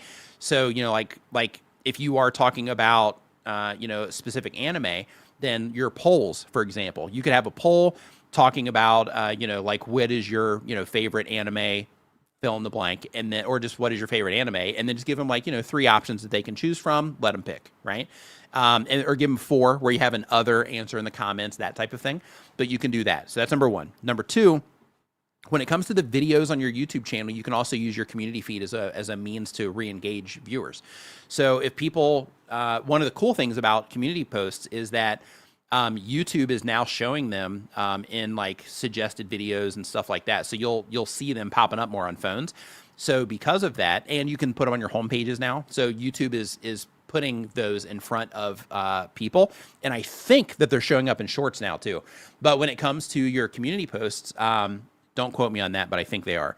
But when it comes to community posts, the another thing that you can do is if you have videos on your channel that people have been proven to enjoy, right? Like, hey, people really enjoyed this. The retention's good, the engagement, I got some comments on it, things like that. Then remembering that everybody that's interacting with your channel right now hasn't always interacted with your channel. And because of that, if you have some videos on your channel that people have really enjoyed, then you can say something like, hey, these are, you know, your videos are 30 minutes long, so I wouldn't add too many to this. But you can say in your community post, you know, these are, you know, the videos that people really have enjoyed most on my channel. If you haven't checked them out yet, you know, check them out now. And then by doing that, then you're putting video content there that people can also click into and engage with as well to bring them into that content. So it's your way of recommending content that people have already been proven to love on your channel, right? So then you're sending them into something that has a really high likelihood that they're going to enjoy it if they haven't seen it before.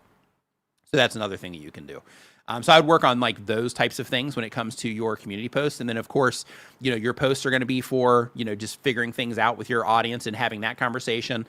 Sharing videos in there and playlists in there is going to be the thing that you're going to do in order to re-engage them. And keep in mind, when you share videos, you're not going to see much engagement on your community post for that. You want to actually look in the video itself. You want to look in the stats for that video to see if people actually transferred into that or not. And you'll see those little spikes in your real time when people are transferring over.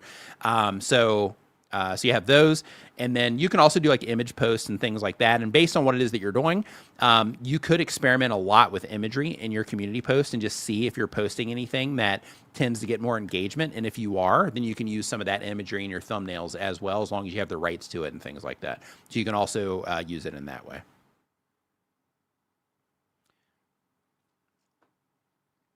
Yeah, I actually had some video requests come in. I had a video request come in about using pinned comments, and the community post thing is also something that I need to do an update on because I haven't done one of those videos in a while. I don't even know if I've done one on my channel actually.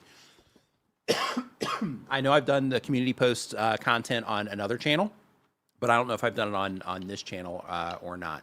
But yeah, I definitely need to make that video. Eric Waite says, as of this month, I've been making YouTube videos for 10 years. That's awesome. Awesome, awesome, awesome.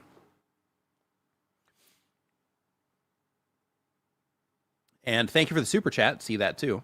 Says, I've been watching the Niven Brothers for many years. They had hair when they started. I don't know about that. Shaved my head for quite some time.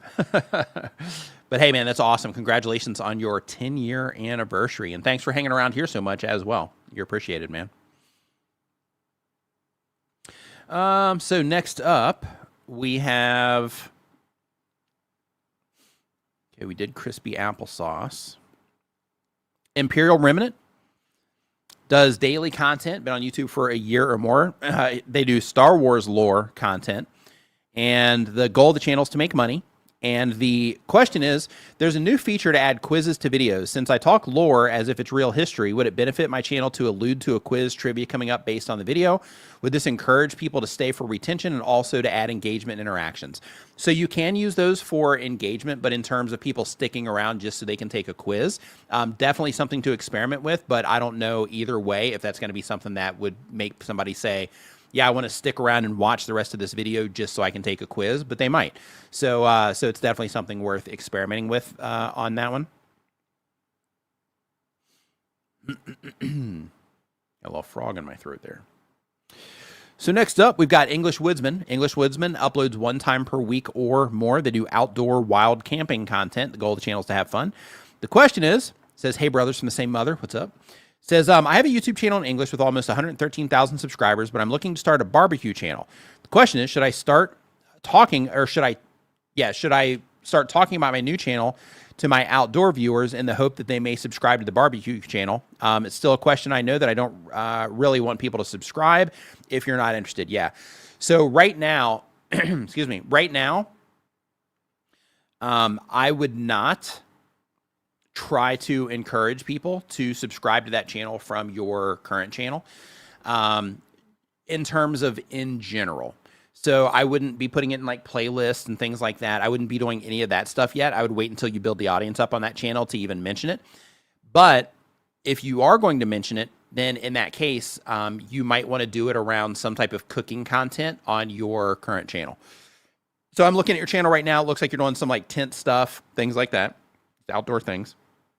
But you do have some food, related things in here. So on this one, you're doing, are people wrong about this wafer meal, right? So one of the things that you could do in order to build that bridge, and I'll just show your channel here, just so this will make sense to everybody. So if you're wanting to spread awareness about that new channel, but only do it to qualified viewers, then in that case, one of the things that you can do is you can make a video here about barbecuing, while you're in the tent, in terms of, like how to make a delicious barbecue while you're camping, right? Something along those lines. And then for the people that go into that, they're interested in the barbecue and the camping. And then don't say anything about the other channel until you get to the very end of the video or close to the end. And then let people know, hey, by the way, if you really love barbecue, then I started a new channel here that you can, check out, but only go over there if you really, enjoy barbecue, because that entire channel is for barbecue. But you can head over there and subscribe if you want to watch that too. And then by doing that, you're using that content that is targeted towards people that are likely to enjoy that barbecue channel. You're targeting them and using this or that video as a filter, essentially, to make sure that you're getting the message in front of people that are going to be more likely to, keep watching that content on that channel. Because if you don't do that, here's what's going to happen. If you made a community post about it, or you made a video, hey, started a new channel, something like that, then what's going to happen is people are going to go over there just to support you. People that enjoy your content are going to be like, oh, cool, I'll go subscribe. That'll probably help them out, right? And as YouTubers, we know that there's impacts to that, but civilians, they don't know that. So because of that, you don't want to give them that opportunity to take that action, because if YouTube starts recommending the content to them, then they're not going to respond to it anyway. So it's not going to help you in any way, shape, or form outside of having one more number next to your name, right? So because of that, if you are going to make any mention, make sure that you filter it through content, and that you do that. Filter it through content that's relevant to the viewers that you're trying to reach, and that you do it at the very end, so you're only getting the most engaged people over into that new channel.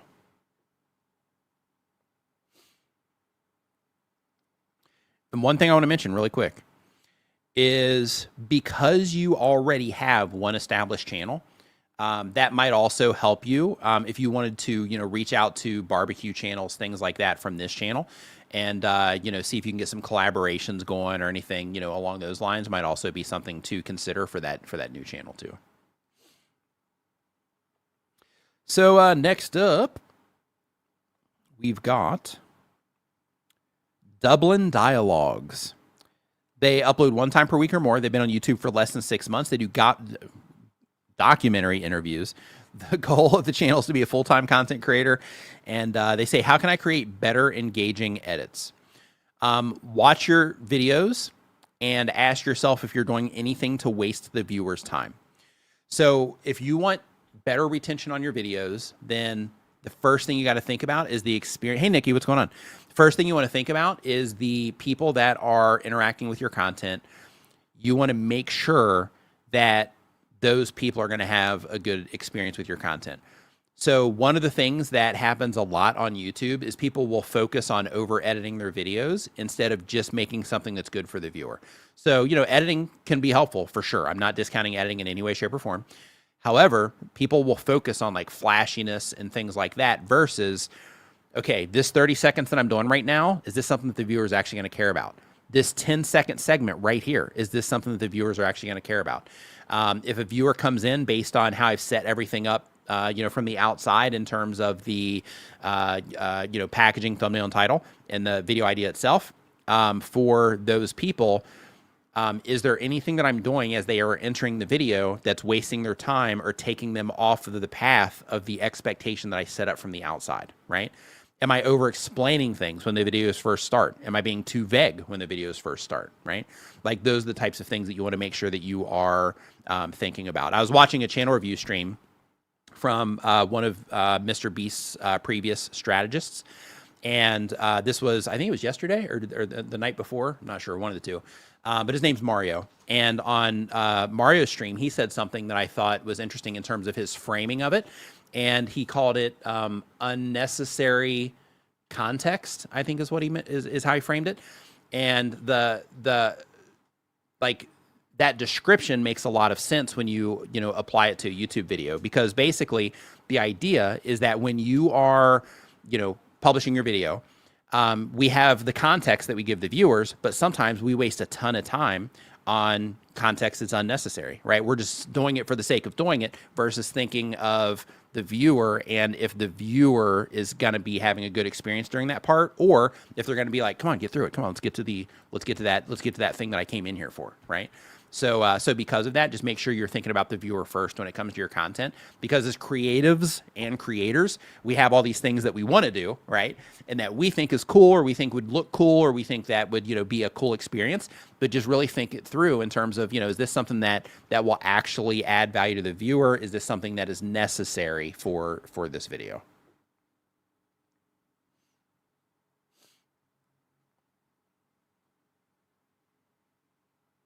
Good question, though.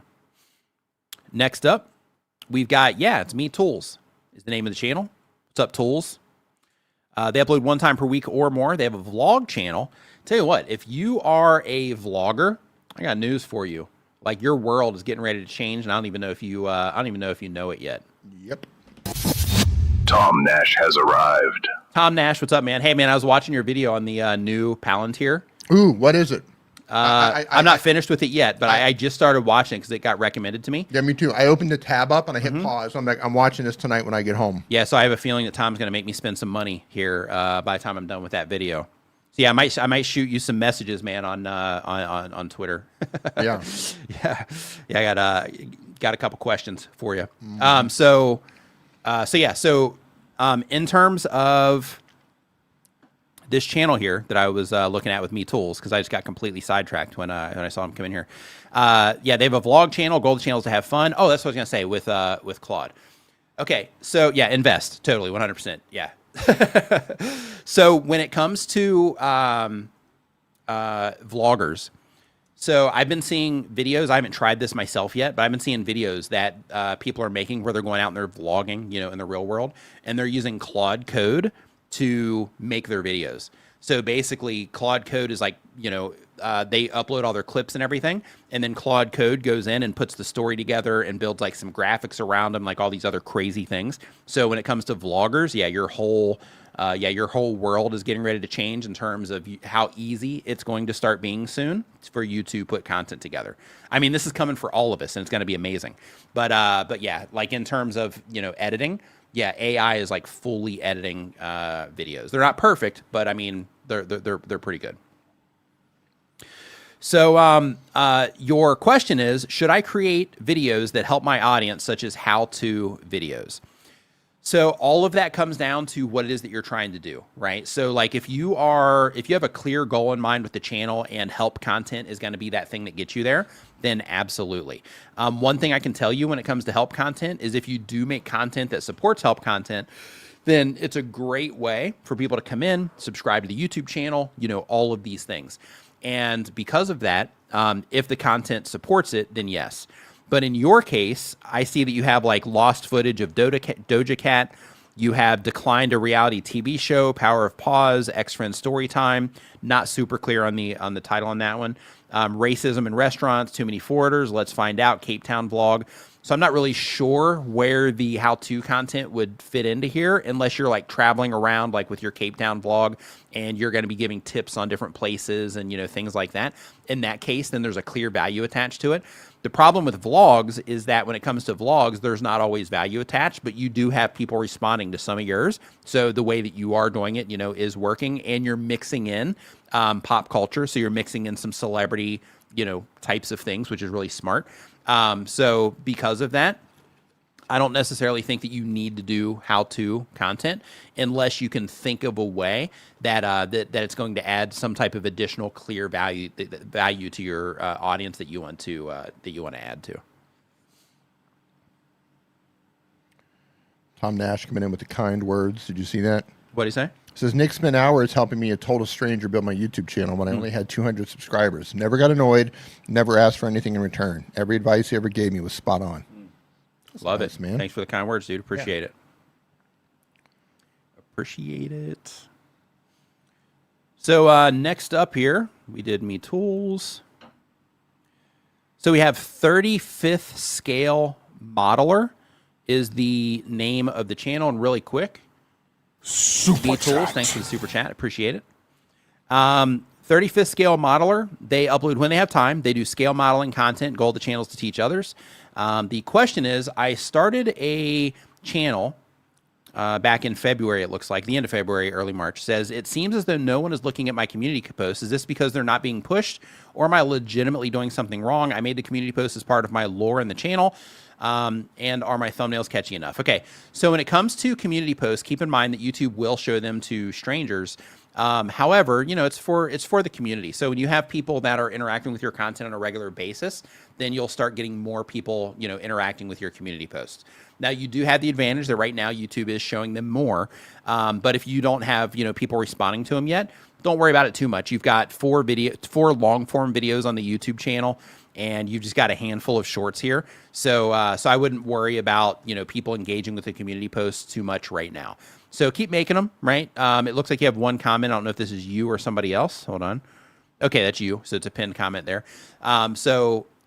Just keep going, right? Like one thing that you want to think about when it comes to YouTube is that YouTube's system isn't a system where you publish something and then it's like, hey, let's show this to everybody. Everything is based on people's interests. It's based on if people are engaging with your content, these types of things. So because of that, look at it through, I'm publishing these videos to the YouTube channel, and as I start getting more, attention on these YouTube videos, then I'm going to have more people that YouTube's system is going to say, hey, these people might be interested in this community post. And as you start building up the audience around the channel in general, then you're going to have more people that are going to be there when YouTube is like, hey, this community post just got made. So for this community post, you have these people that are logging on to YouTube right now. These people, out of the people that are logging on to YouTube right now, have recently engaged with this channel, and that channel just made this community post, so this might be a good fit for them. Let's give it a shot. And then it'll show it to, some of those people. So right now, I would just focus on, getting better results with the videos and being more consistent, that sort of thing, and continue doing all of the stuff that you're currently doing. And then, as you continue on, the videos start getting more traction, all of that, then you'll start seeing more activity in your community posts. Man, you're getting all kinds of love from the chat today. Oh, nice. I feel like I should start being nice to you. Like on the right, like from this moment forward. You're going to start being nice? Maybe I'm going to be a little more nice, a little bit kinder to my little brother. Yeah. For the duration of the evening. Oh, I get a whole evening? That's nice, man. I appreciate that. You might even get tomorrow. Nice. DIY Audio Guy says, these guys are giving out thousands of dollars worth of free advice. I just broke 130,000 subscribers. Nice. The channel always performs better when I follow this advice. Nice. Man, love it. Love it. Absolutely love it. Thanks for the kind words. Congratulations. And congratulations on 130,000 subscribers. Yep. Absolutely love it. Looks like the ads are going off too during the live stream. Are they? Yeah. Oh, this one's kind.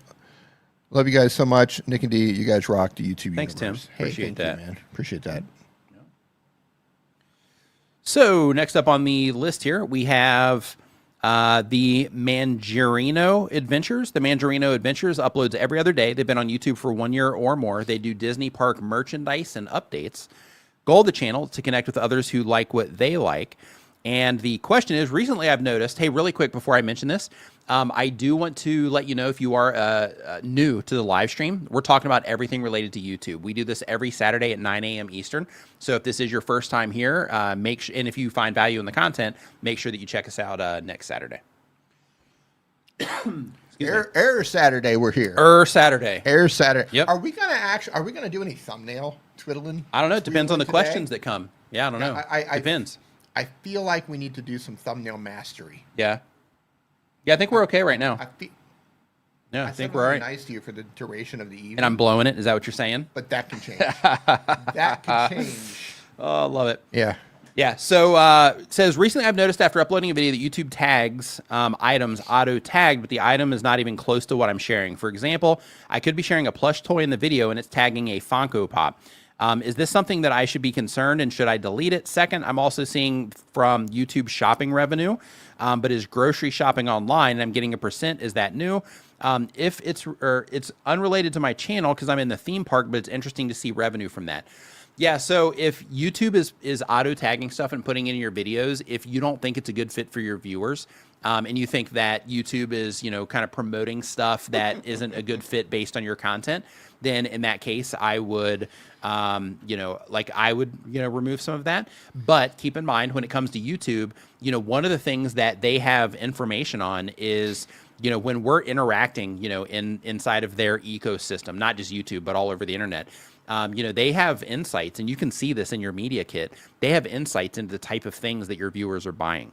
So because of that, if they are showing something there in the auto tagging, it's probably, it may or may not be based on the video itself. And it could be based more on like, hey, this person is interacting with the video. Therefore, let's show, this thing to, that person or people in general that are interacting with this. They, buy these types of things. So let's put, this on there and see if they'll, respond to this. So, so because of that, they could just be testing stuff, against your viewers to see if they'll respond to those types of things. So this one's kind of funny. Where'd it go? The isolation year says, sorry. Whoop, whoop, whoop. He says, it's like the same guy, but one with a hat. Am I crazy? Here's a fun fact. Yep. And he's AI. Here's a fun fact, and there's a lot of people in this chat who can confirm this.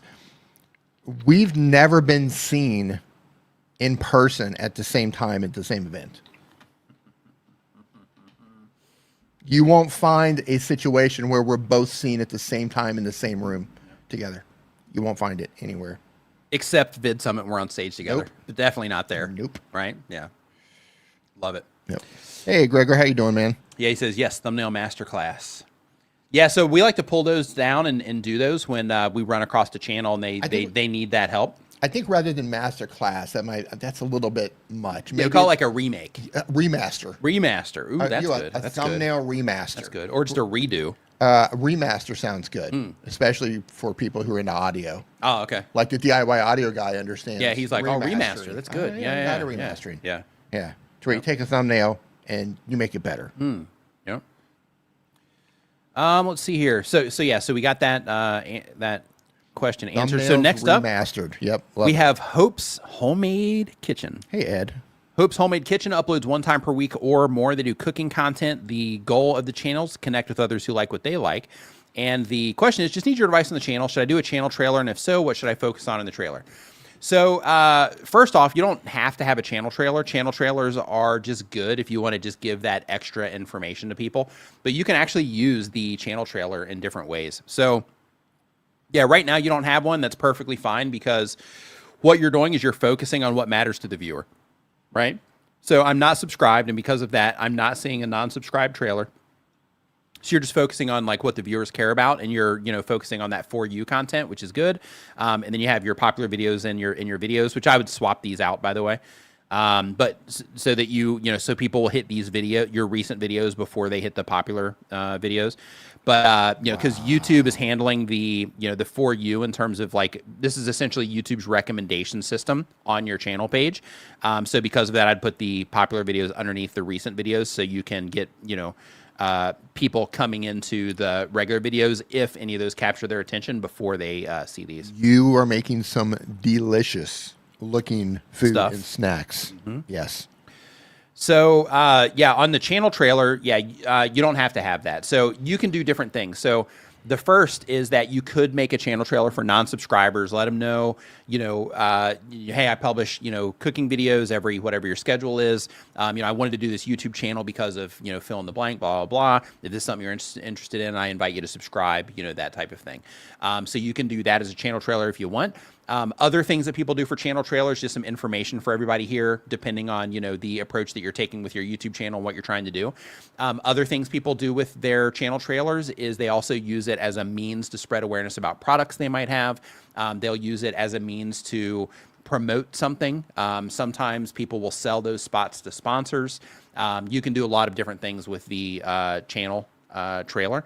So like, for example, like if you go to mine, I keep my channel trailer for new visitors, a video that makes money for me for affiliate marketing. Yeah, it's good. Yeah.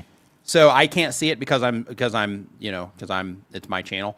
So I actually have to like switch accounts for this. But basically, if you look at mine. Hey, Roberto, what's happening, my man? Oh, Roberto Blake in the house. What's up, dude? Yeah. So one of the things that you will see. Hold on, let me get Roberto's thing queued up here. Lord of YouTube, Roberto Blake. Do it. All right. So on mine, if you go to mine, one of the versions that you're going to see is a Opus Clip video. And one of the cool things about that particular video in the trailer spot is for people on computers, you get this extra spot over here, and you can put links in there and that kind of stuff. So it's a really good way to, just add that extra link to your channel page for affiliate related things, or if you have your own products, things like that. You can also do different things. So for example, on mine, I have for non-subscribers, I have the Opus Clip video there to spread awareness about that because it's an amazing tool. And then on the subscriber side, I just recently put my new creator app video in there. So that as people see that also that are subscribed already, it just spreads a little bit of awareness about that app also. So I'm probably going to make a dedicated trailer for that talks about, all the different stuff that I have available. But, that particular video is, for that. And you can look at my channel page and you'll see what I mean. But that, putting the link there and all that stuff, that's great for people that are on computers. But if they're on, a TV, it's not going to matter. If they're on a mobile device, not going to matter in terms of that link. But for computers, it's solid. But yeah, in terms of yours, you mentioned here that advice on the channel. Okay, so let's talk about that. So let's look at your videos here, see what it is that you're offering. So on your channel, I would definitely lean more into just full focused food. Instead of doing this graphical thing that you're doing. So, just make it easy because the whole thing you're trying to do is you're trying to make something delicious and then share that thing. So because of that, I would put some time into the actual imagery itself and just make sure that you're making everything look as good as you possibly can.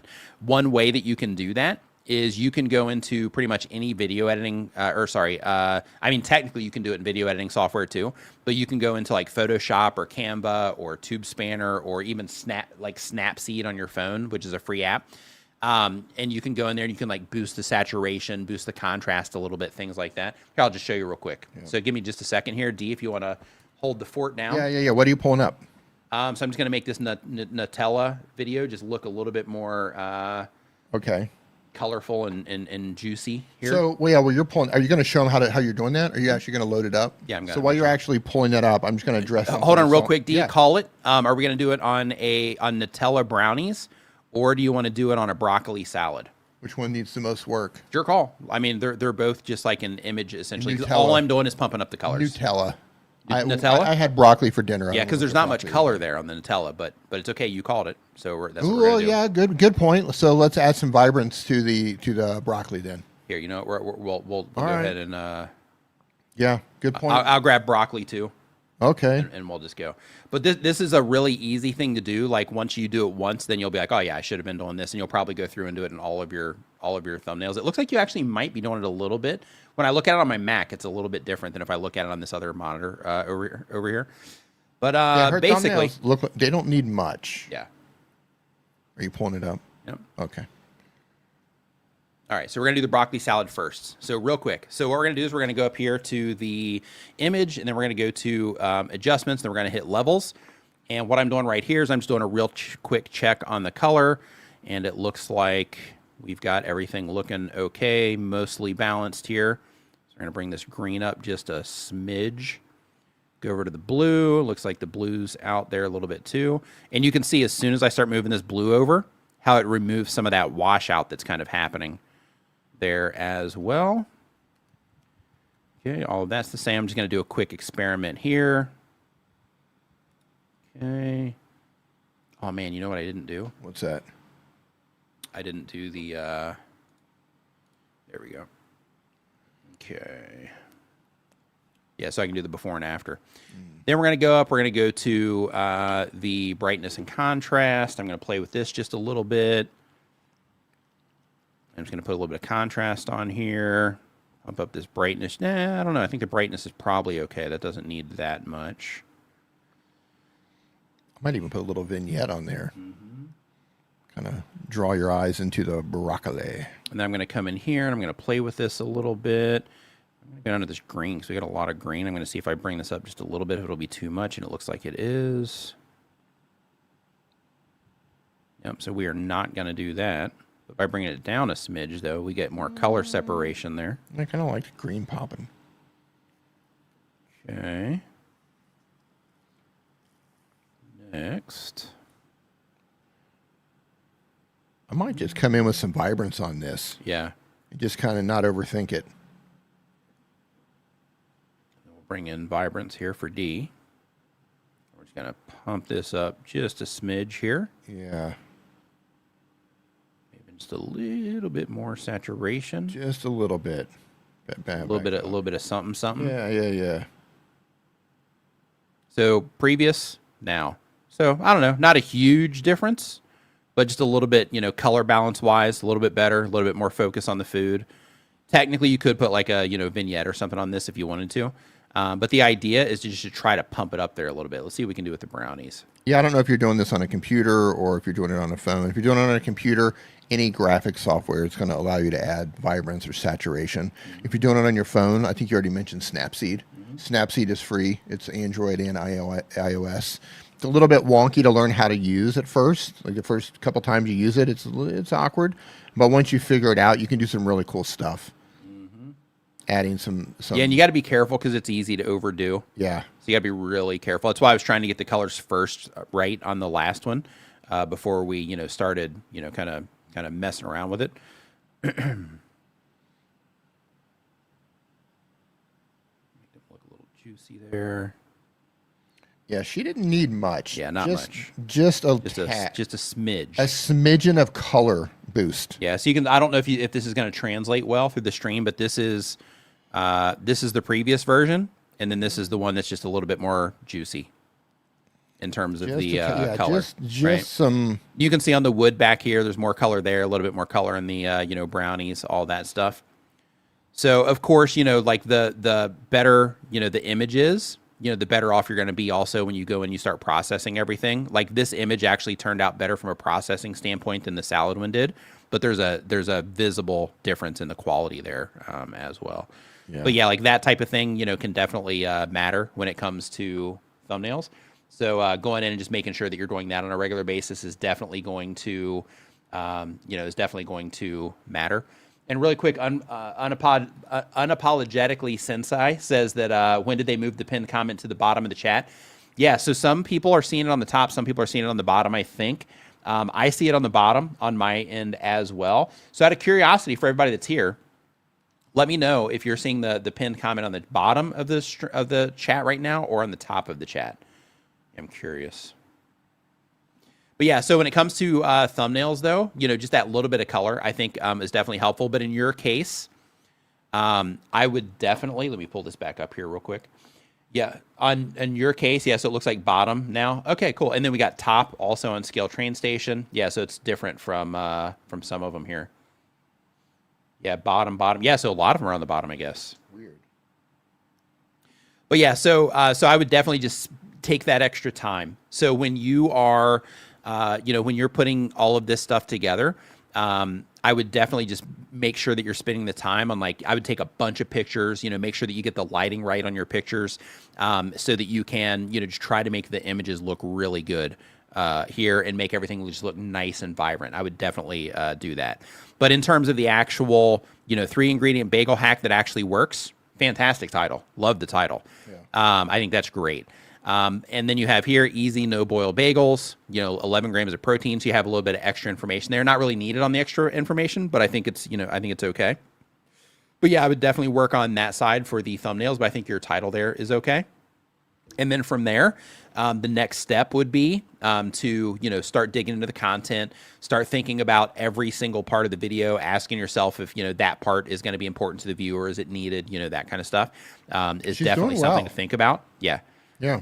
But yeah, those are things that I would start working on right now without watching the video content. Like those are the things from the outside that I would definitely start working on right now. Okay, nice.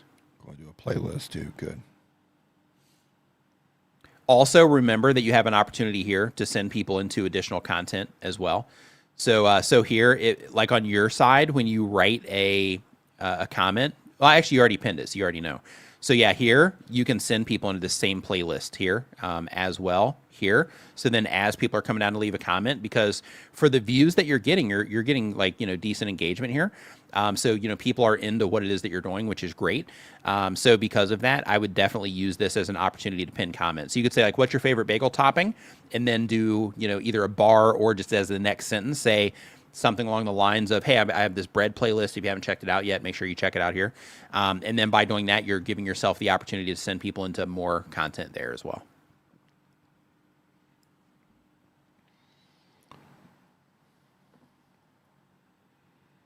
Nice big kitchen.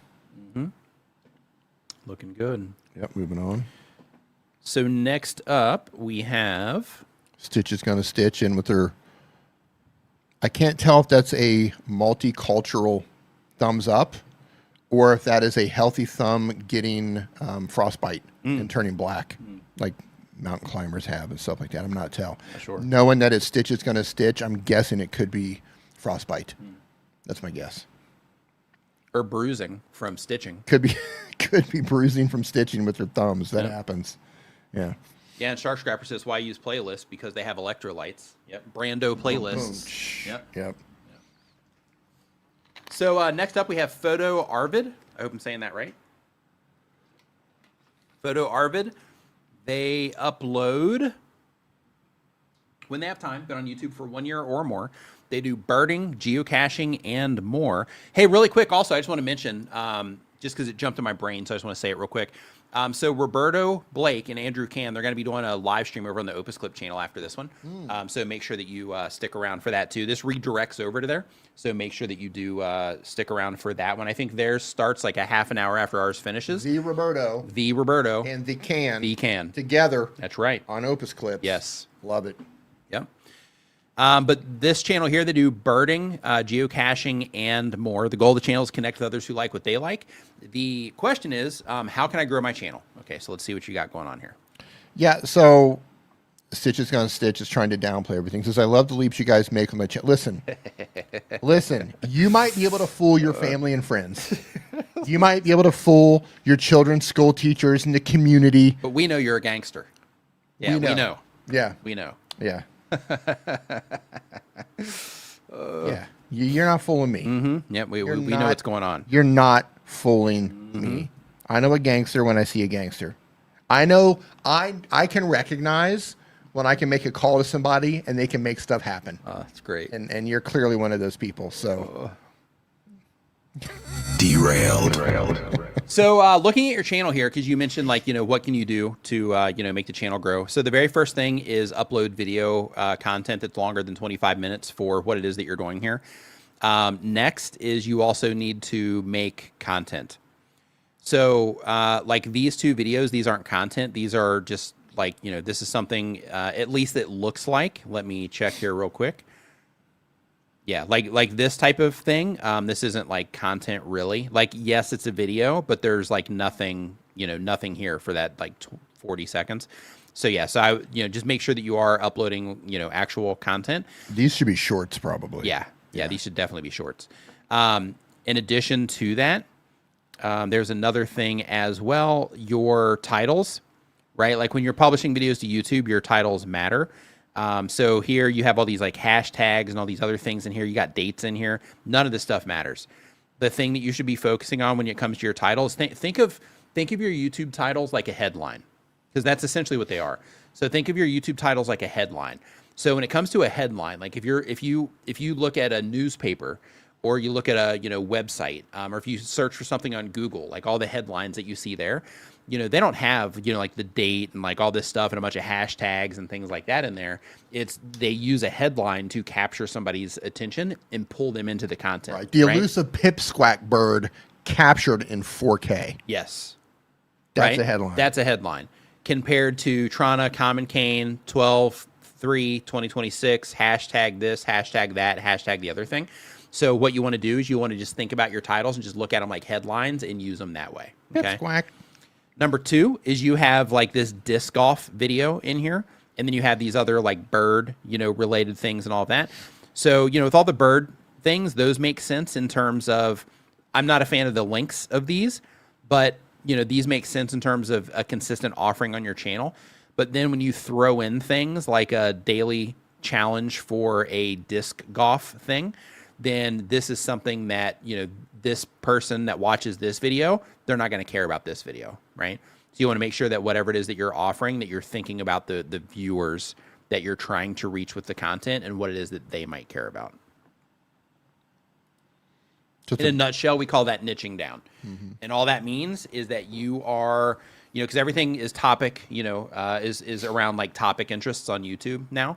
So basically what you're trying to think about is, if everybody is interested in, topics, and like YouTube's system is recommending based on, interest in those topics, then in that case, how can I make my channel about a topic, right? So then that way I'm getting, recommended to the right people all the time. And every video that gets recommended to them, if they've engaged in my content and through their engagement, they're showing YouTube that they're really enjoying what it is that I'm putting together, then how can I make it to where every video that I'm publishing is, because they're recommending my content to those people that are really engaged. So how can I make sure that every video that I'm publishing is going to be a good fit for those people that are engaged? So this is a bird watching channel, right? Mm-hmm. That's what their thing was. Yeah. Yeah, with this, because it has like another language up here in the About Me page. So I'm not 100% sure what's going on there. Yeah, so I wonder, and again, I don't know your niche, but I wonder if that's common in the bird watching niche to have really short clips. Might be. Like how long can you actually, especially if they're downside with it though is like monetization and stuff, right? Like you're just uploading for like, I mean, if the whole goal is just to connect with other people who like what you like, which is perfectly fine. Yeah. Then in that case, just making those available, and if they run into them, that's cool. All of that is also perfectly fine. I don't know anything about bird watching, so I was just curious if that was the norm. Next up, we got Jive Dancing. D, it's your favorite channel. How did you get that? So Jive Dancing, great handle. It is. They do bi-weekly content, but on YouTube for 1 year or more. It's an entertainment channel. The goal of the channel is to connect with others who like what they like. And the question is, my best performing video is not a dance video.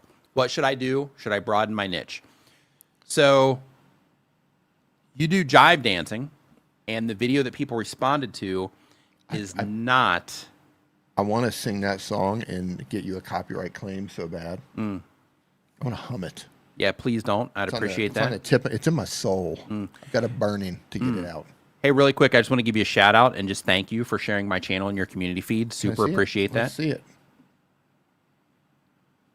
Right down here. Yeah, it says subscribe to Nick's channel. He can help you with your YouTube channel. Thank you so much. Oh, that's good. Yep. Mighty kind of you. Trying to click into here so I can comment.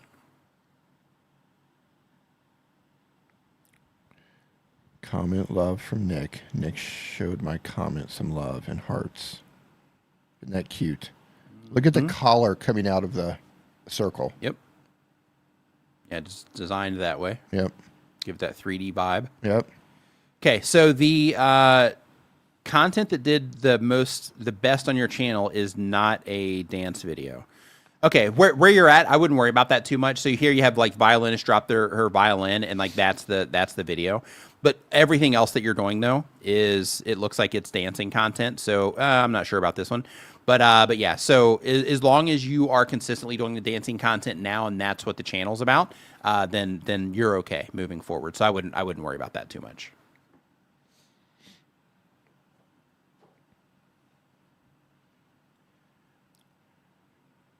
Yeah, it's jive talking that I want to sing, not jive dancing. I think that's what it's called. Next up, while Dee's jive dancing over there, Jive talking. we've got And Now Your Mama Knows is the name of the channel. That's a good one too. Yep. They upload every other day, been on YouTube for 1 year or more. They have a variety channel. The goal of the channel is to have fun. And the question is, I have a variety channel also, and I wish that it was easier to grow when you do a lot of different types of content. But the question is, what should I set my videos to? I'm leaving everything on entertainment. Yeah, so if you're on a variety channel, it's perfectly fine to leave everything on entertainment. Just also, it's important to keep in mind that when it comes to variety channels on YouTube, that you are swimming upstream against the current. And the reason for that is because so cryptic. It does. The reason for that is because everything is, so interest-based that when you're uploading content for all these different viewers, then it becomes, to where you're not really offering anything to anybody clearly, right? So because of that, in your case, because you've got almost 4,000 subscribers out of 4.3 thousand videos on your YouTube channel. So the very first thing that I would do if I was, trying to get this channel on rails is I would pick something. And, you have the variety channel probably because you're interested in a bunch of things like most people are.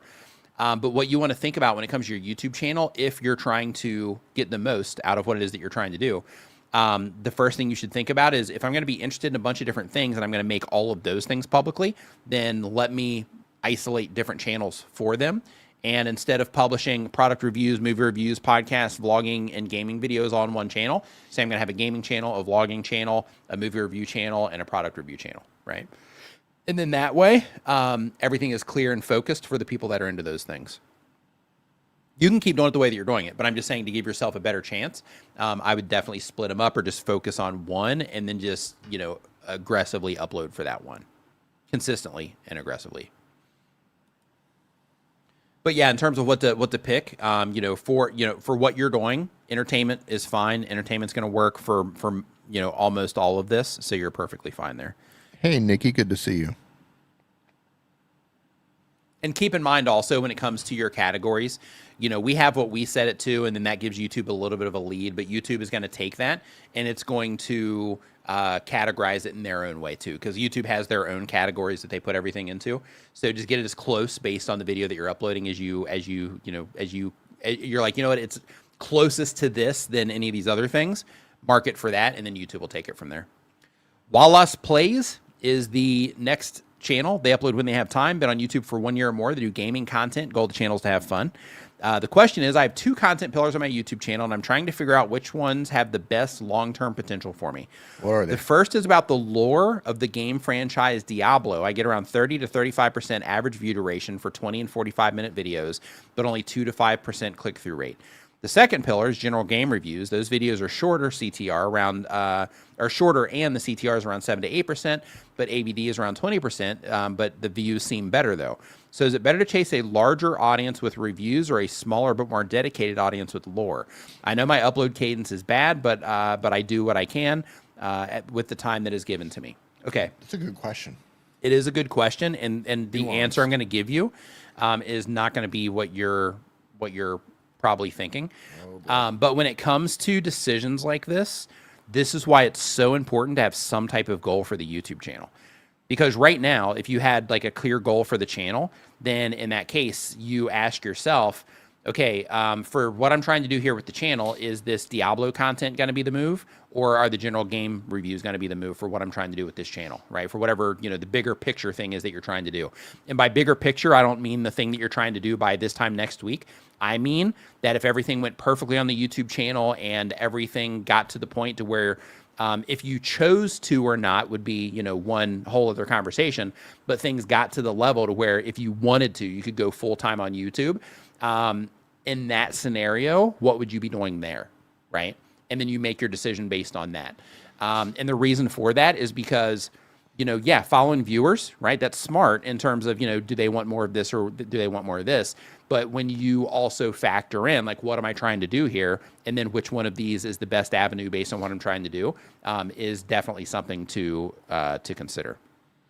However, when it comes to, what people are responding to best, part of your question here was, going after a smaller, dedicated audience for the reviews or going after the Diablo. Couple things to think about for longevity is that when it comes to the Diablo content, is that content that you're going to be able to make for 5 years on your channel? Yes or no? When it comes to and these are just other things that you got to think about, right? When it comes to the game reviews, is that content that you're going to be able to make for the next 5 years on your channel? Game reviews, tons of flexibility there, right? Because you can switch around, talk about different games, things like that. Diablo, you're stuck in Diablo, right? So you're kind of pigeonholing yourself in there. So because of that, I would just get clear on what you're wanting to do and what's important to you, and then move in that direction. Because I see here, you have this last Epic video. You got 72,000 views on that one from a year ago. And then you have this V Rising game here, that you did. So, you've gotten views on the channel. People are responding to some of these videos, 27,000 views, 30,000 views, 10,000 views, 39,000 views. So you're getting activity on your videos. So the next thing is thinking about, okay, like, what direction do I want to move this into?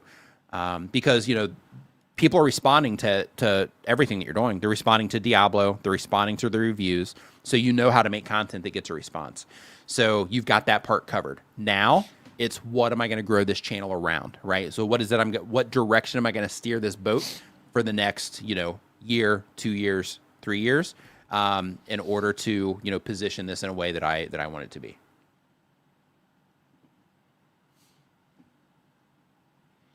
Nikki says, remind me to tell you about my husband's dash cam when I see you at Vid Summit. Yeah. That sounds. I'll try. I don't have the best memory in the world, but I'll see what I can do. That sounds. It sounds interesting. Sounds interesting. Yeah, like I'm engaged, ominous. right? I'm like, hey man, I'm in. Right. Like I want to know the story. Yeah. Right. The loop has been opened. Right. Come to find out, like that was the car that tried to run us over a few days ago. Right. It was Nikki said, there they are. Get them. Get them. Yeah. Get them. Get them. Retired Life Mexico is the next channel here. They upload 1 time per week or more, been on YouTube for 1 year or more. The goal of the channel is to teach others, and they are sharing their experiences moving and living in Mexico.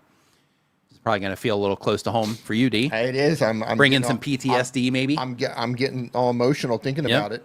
The question is, we are a travel channel. Are we a travel channel or an education channel? What's I change? your channel called?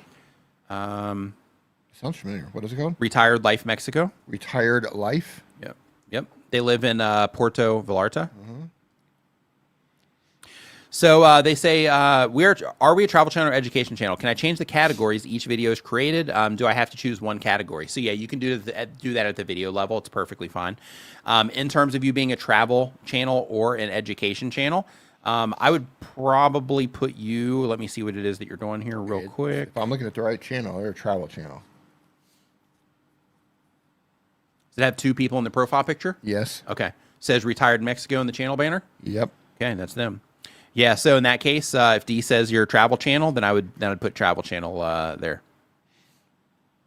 Yeah, getting some views on the videos. Nice. Yeah, you guys are doing good. Love it. I have a suspicion that because prices on things are out of control all over the world, but it's really bad in the U.S. And I have suspicion that channels like theirs, and prices are going up in Mexico too. Yeah. But I think as more and more people are kind of forced into a situation where they might have to move abroad to make their money go further. Yeah. I think a close place like Mexico, I think they're channels that are focusing on stuff like that. I think there's a lot of opportunity there. A lot of opportunity there. Yeah. I agree. Yeah. The next 10 years is probably gonna be really interesting for you. Mm-hmm. Yeah, but like with what you guys are doing, you're getting you're getting a response here. I love. I'm just gonna show this here real quick. I love that you're putting like Mexico, in all the thumbnails and stuff, so that you're just making it clear. You're doing it, in the tech side, which is fine, but you're making it clear. Hey, this is something to do with Mexico, Puerto Vallarta here. You know, you're making it clear here in the packaging this has something to do with Mexico, which is a really smart thing to do. So definitely keep that up. And in situations like this, right, where you have like Get Out Now and then Mexico's like the smallest thing, I would make that Mexico bigger too, right? Mexico relocation guide, like that's more important to the people that you're trying to reach than the Get Out Now, right? Yeah.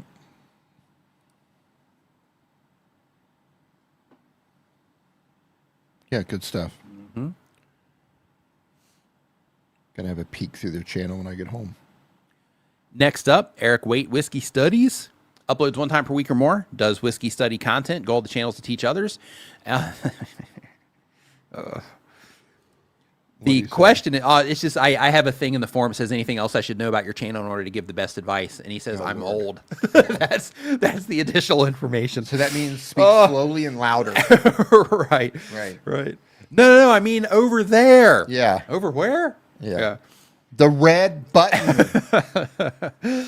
So says AI capabilities are advancing so quickly, and I'm seeing videos made 100% with AI. Do you think eventually we will just upload raw video and photos that will make the video for us, which will make all other video editors such as DaVinci Resolve obsolete? Yeah. Won't this kill YouTube channels that focus on how to making videos with such apps? So here's what I think's coming. We had this conversation today. Yep, and we touched on it a little bit earlier here in the stream Yeah. too. There are already people editing videos with Claude Code. There's already AI services out there that auto, edit the videos where they get them, pretty close to, having a good rough cut. Explain to them how you explained it to me, how Claude Code is editing some people's videos, creating the story and everything. Yeah, that's what I did earlier. Yeah. Break that down again. Yeah, so basically people are going out, and I've seen multiple videos where people are doing this. Basically, they go out and they'll just record their day on their phone, vlog style. They come home, they put everything into Claude Code, or they put it into a folder, and then they assign that folder into Claude Code, and then Claude Code is making the entire video for them. So basically, it's picking the takes, it is putting the story together inside of the video, for them. It's putting everything, together for them to make the entire video. And in some cases, people are even using it to add like animations and stuff like that, to where they'll be talking about something and graphics are popping up on the screen and all this crazy stuff.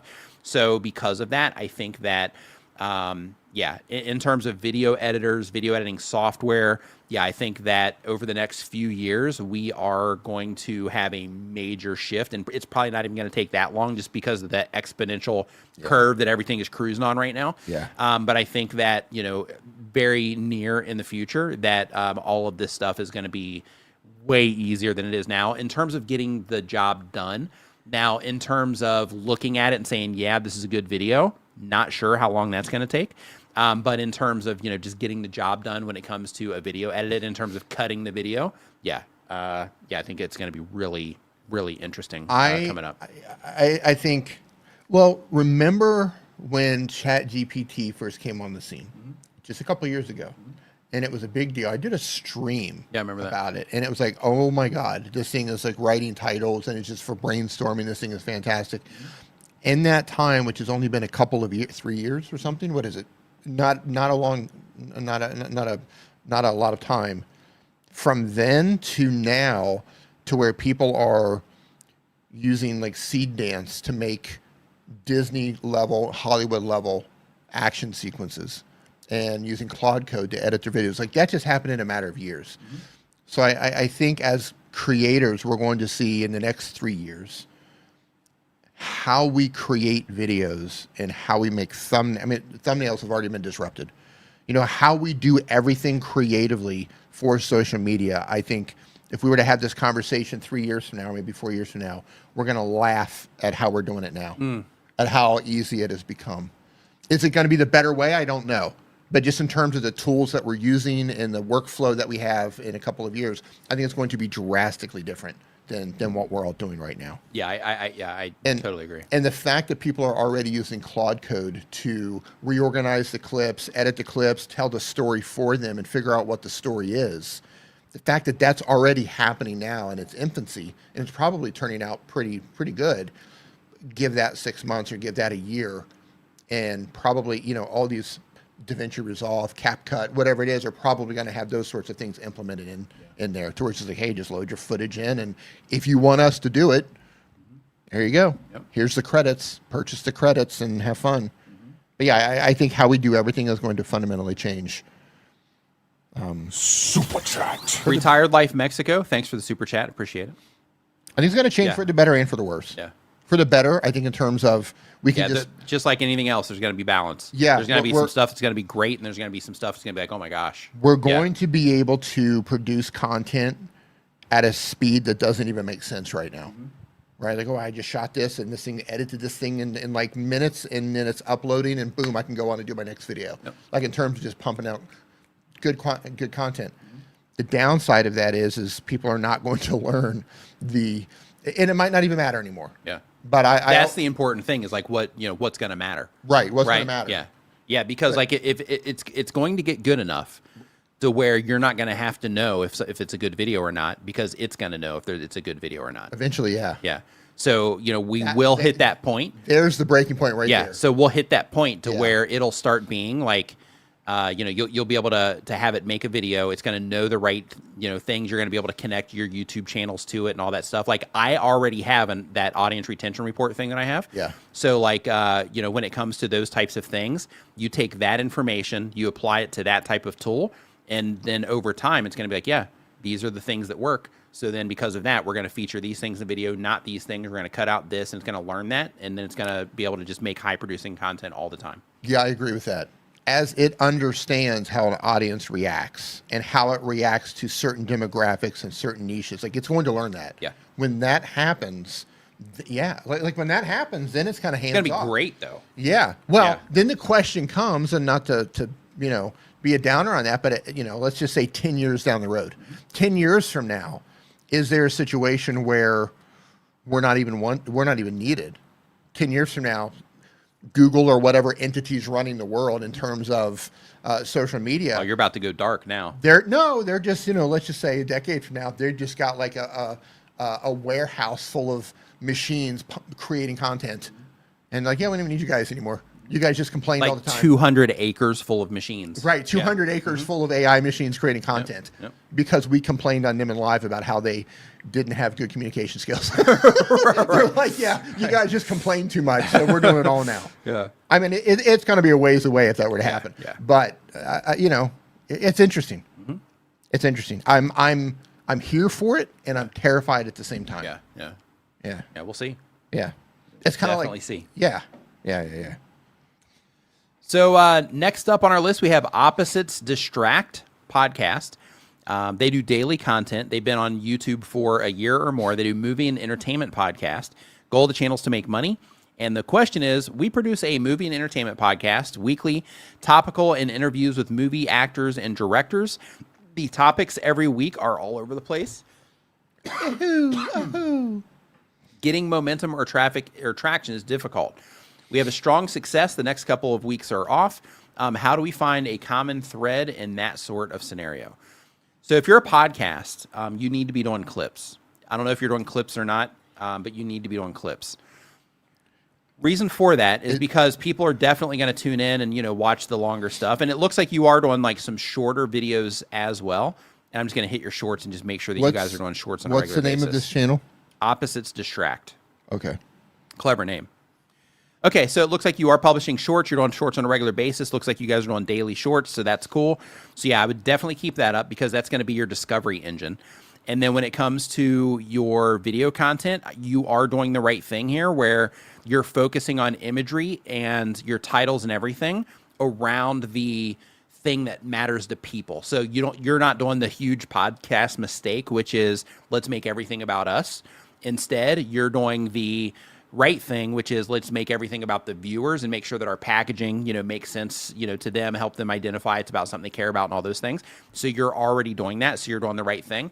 So now you just have to work on the discovery side. So because of that, I would be publishing the vertical content everywhere.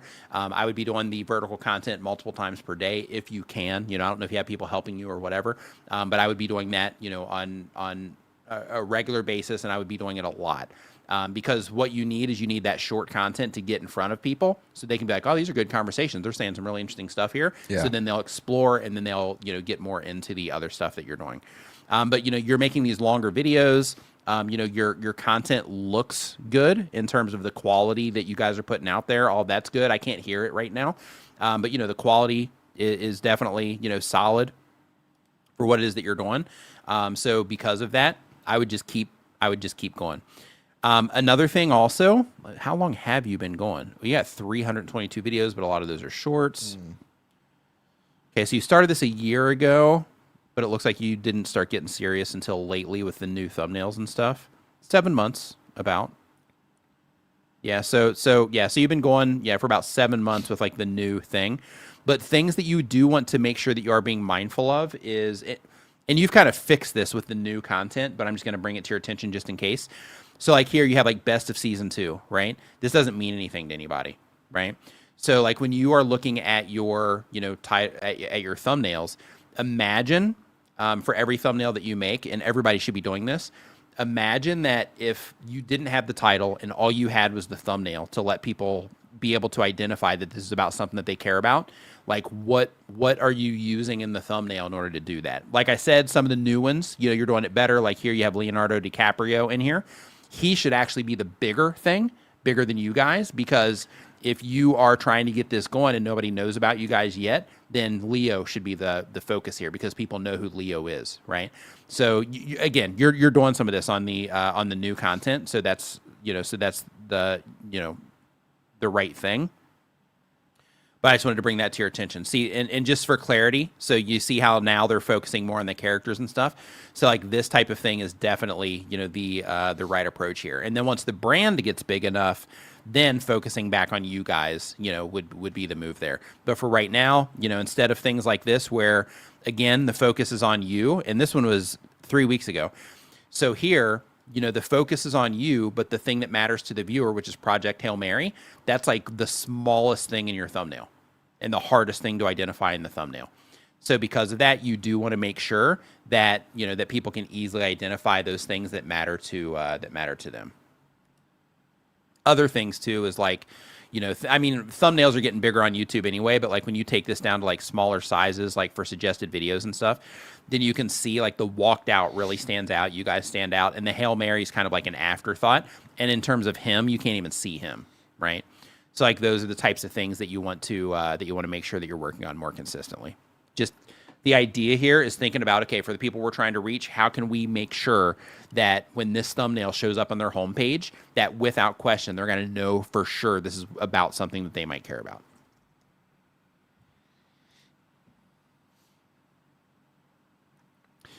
Next up on our list, we've got Zooey Productions. Zooey, getting ready to start their channel. They are going to be doing animated stories. Goal of the channel is to have fun. It says, there's no videos on this yet. I'm starting a project. It will be animated, somewhat poorly, but better storytelling, and has voiceovers. How can I try to make it popular when its pilot episode comes out? So when the pilot episode comes out, you just try to make the best content that you can. If possible, because you're doing animated stories, but I'm not sure in terms of, everything it is that you are going to be doing on the channel. But if you're doing animated stories, I would try to make them stories about things that, everybody might be dealing with or everybody can relate to, so that when it is recommended to people on a homepage, that people will think, oh, this might be interesting, or I can relate to this, or this is something that I, that might be interesting to me. Because when it comes to YouTube, when they're recommending content to people, homepages, suggested videos, all that, then, the thing that you have to think about is if I'm doing this animated story, then, how can I make that about the viewer that I'm trying to reach from the outside? Because they have to click in to watch the video and enjoy the video. So because of that, in my packaging, my thumbnail and title, how can I make it clear that it's for, this particular type of viewer that I'm trying to reach from the outside of my thumbnail and title? So that's the thing that you want to go for. So if it's leveraging pop culture, if it's talking about something that, that everybody deals with, it's something food related or emotion related, things like that, work related, those types of things, just things that, people at scale can relate to, or at least the audience that you're trying to reach can relate to. Those are the types of framings that you want to make sure that you're presenting with when it comes to your thumbnails and titles on your content. In terms of the pilot episode, one thing that I do want to mention to you is you're going through this process of creating this, animated content, and you're going to be putting it, you got like voice actors and stuff, and you're going to be putting this out on YouTube. It might do awesome out of the gate. But one thing that I do want to let you know is that if it doesn't, for some reason, don't get discouraged. Keep going, because with YouTube, there's a lot of things to learn. There's a lot of moving parts. So because of that, don't base everything that you're going to do on that first video. Instead, publish that first video. It might do great. But if it doesn't, then in that case, just be like, okay, well, we got that one out of the way. Pilot's done. Now let's work on our next one, right? And just keep moving forward, because this stuff can take time sometimes. But hang in there. You got this. Like, it's challenging, but you can do it. Next up on the list, we have Jay Graham checking in from the Philippines. What's going on? Hope you are doing great. Glad you're enjoying the content. So next up, we have Steve RVC. Steve RVC. They upload 1 time per week or more, but on YouTube for less than 6 months. They review robot vacuums. Nice. The goal of the channel is to have fun. And the question is, I just want to get an overall feel on how I'm doing. I'm still just a noob, and what can I do to end up getting higher in search and get recommended more? So when it comes to search, the thing is, you just have to make content that people are searching for. And that content has to perform well when YouTube does put it there and people, respond to it. It has to do well there, meaning that people have to click on it at a competitive rate compared to the other things, the other videos that they have the option to watch there. And when it comes to the experience the viewers have in terms of watch time, engagement, all those things, then that also has to be at a competitive rate for the other videos that are there that you're competing against in order for your videos to stay there. And even with that, they're going to shift around. However, when it comes to external traffic, like, Google, like other search engines, maybe even, AI as well, because they recommend videos too. So when it comes to those types of things, then in that case, you do want to make sure that you have, keywords, keyword phrases in your, titles as well, because that's another way that, some of those services can pick up those things too. Because if you rank well on Google, then when the AI services are also looking for videos, then they will hit, Google, and they'll look for content there too. So because of that, you do want to make sure that you're doing that if you're trying to, take like a search strategy with what you're doing.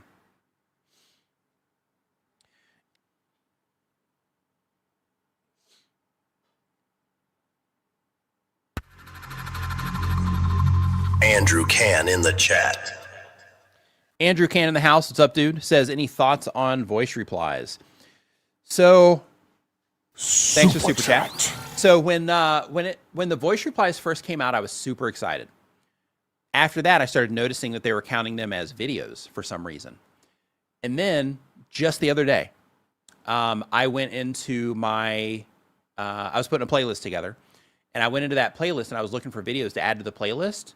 And I had a huge pile of voice replies that I had to go through in order to start finding some additional videos. In order to get past that section of videos, I had to go through all of these voice replies in order to get there. And I was like, this is stupid. So I just went and deleted all the voice replies on that video. So I think conceptually, the voice replies are awesome, right? Because even when I send messages, when D and I are sending messages back and forth, same thing, sending messages to him, voice, right? Like if we're talking on like Line chat or WeChat or something, like, we send messages via voice. I do that with my wife. I do that with friends, whatever, right? I'm sending voice messages all the time. So when it comes to YouTube, that's just a natural fit in terms of how to, just communicate with viewers. And I know for me, like if I were to leave a comment on Ryan George, and then Ryan George responded to me with a voice reply, I would be like, oh, awesome. I got a voice reply from Ryan George, right? Yeah. And I would think that was cool. So because of that, I see the value in it. But I think the execution, and this happens a lot with YouTube, unfortunately, like the concept is great. But in terms of the execution, like, it's just a little bit clunky for now. So if they get some of that stuff, worked out, then in that case, no problem at all. And I think it's an awesome feature. But until they do, I went and deleted all of the voice replies. So it sucks because in that video, I had to make a new pinned comment that says, because they're counting them as videos, blah, blah, I had to delete them. But I had to go through that video and just delete all of these voice replies out of that video because of that issue that I was having in the playlists. But yeah, that part was unfortunate. Yeah, I think the idea was there. Like, oh, this is a really cool Great idea. But Yeah, just excellent implementing idea. that idea. Right. Yeah. Yeah. I'll be surprised if it lasts. Yeah, That me seems too. one of those things where like, oh, we're going to sunset this feature Yep. to reduce spam Right. and create and protect the mental health of creators. Yeah. And another thing too, I think, like when it comes to like the voice reply feature, like even on YouTube side, like, you know, because they are, you know, like they've got our video information, they've got all that. And I'm sure, you know, for some of it, you know, their AI is getting trained on all of it. And, you know, because of that, I think the voice replies is also a huge opportunity for them to get additional voice stuff because they have all the produced audio. But if they, you know, that they can, you know, sample from or whatever, if they're doing that on the back end. But when it comes to the voice replies, they'd also be able to data mine that if they chose to where people are like, you know, they're getting all the phone versions. Hey, this is what a voice sounds like in this environment. This is what a voice sounds like in this environment. So they would really be able to use that to their advantage as well. But unfortunately, I think it's not that fantastic. I think they're doing that to train their systems to do a voice AI. Yeah, well, that's what I'm talking about. That's what, yeah. Yeah, that's what I'm talking Oh, about. I thought you meant like other people trying to mine that. No. I mean, like, you know, like with YouTube, if they handled this better to where everybody's like, yeah, this is great. I want to make sure that I'm like sending these voice replies. Yeah. Then they can use that on their end to mine it for sure. their training. That's what they're doing for sure. Yeah. Yeah. So, You're watching on that them note, live. I do want to remind you that we do have a bunch of helpful tools and resources down in the video description, in addition to, like, you know, sponsors and things like that, which remember to check out Opus Clip if you haven't checked them out yet. Going live after this. Yeah, they're stream. going live on that here in about, I believe, in an hour over on the Opus Clip channel. So make sure that you do check that out. But check out Opus Clip as well. It helps you repurpose your content and get more out of the content you're already making.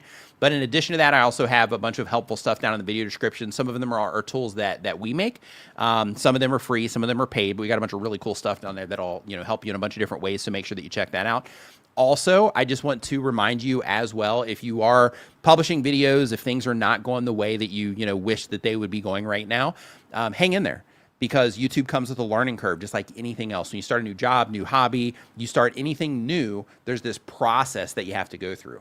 With YouTube, because there's so much involved in terms of getting people to respond to things and being able to capture somebody's attention on a page on the internet or in an app, and then they, and then them come in and enjoy your video. Like, there's a lot involved with that. So because of that, hang in there, be patient with yourself, be patient with the process, keep going, focus on your skills in terms of, studying thumbnails, learning how to make thumbnails, learning how to capture people's attention at the beginning of your video, learning how to communicate on camera, like all these things. Work on the skills involved, and hang in there. You got this. You'll get there. Everybody have a great rest of your weekend, D. Yeah, good stream. Good stream. Have a great week, everybody. Have a great weekend, everybody, and we will see you next time. Thanks for watching Nimin Live. Remember to check out our sponsors and other useful resources in the description below this stream. See you next week.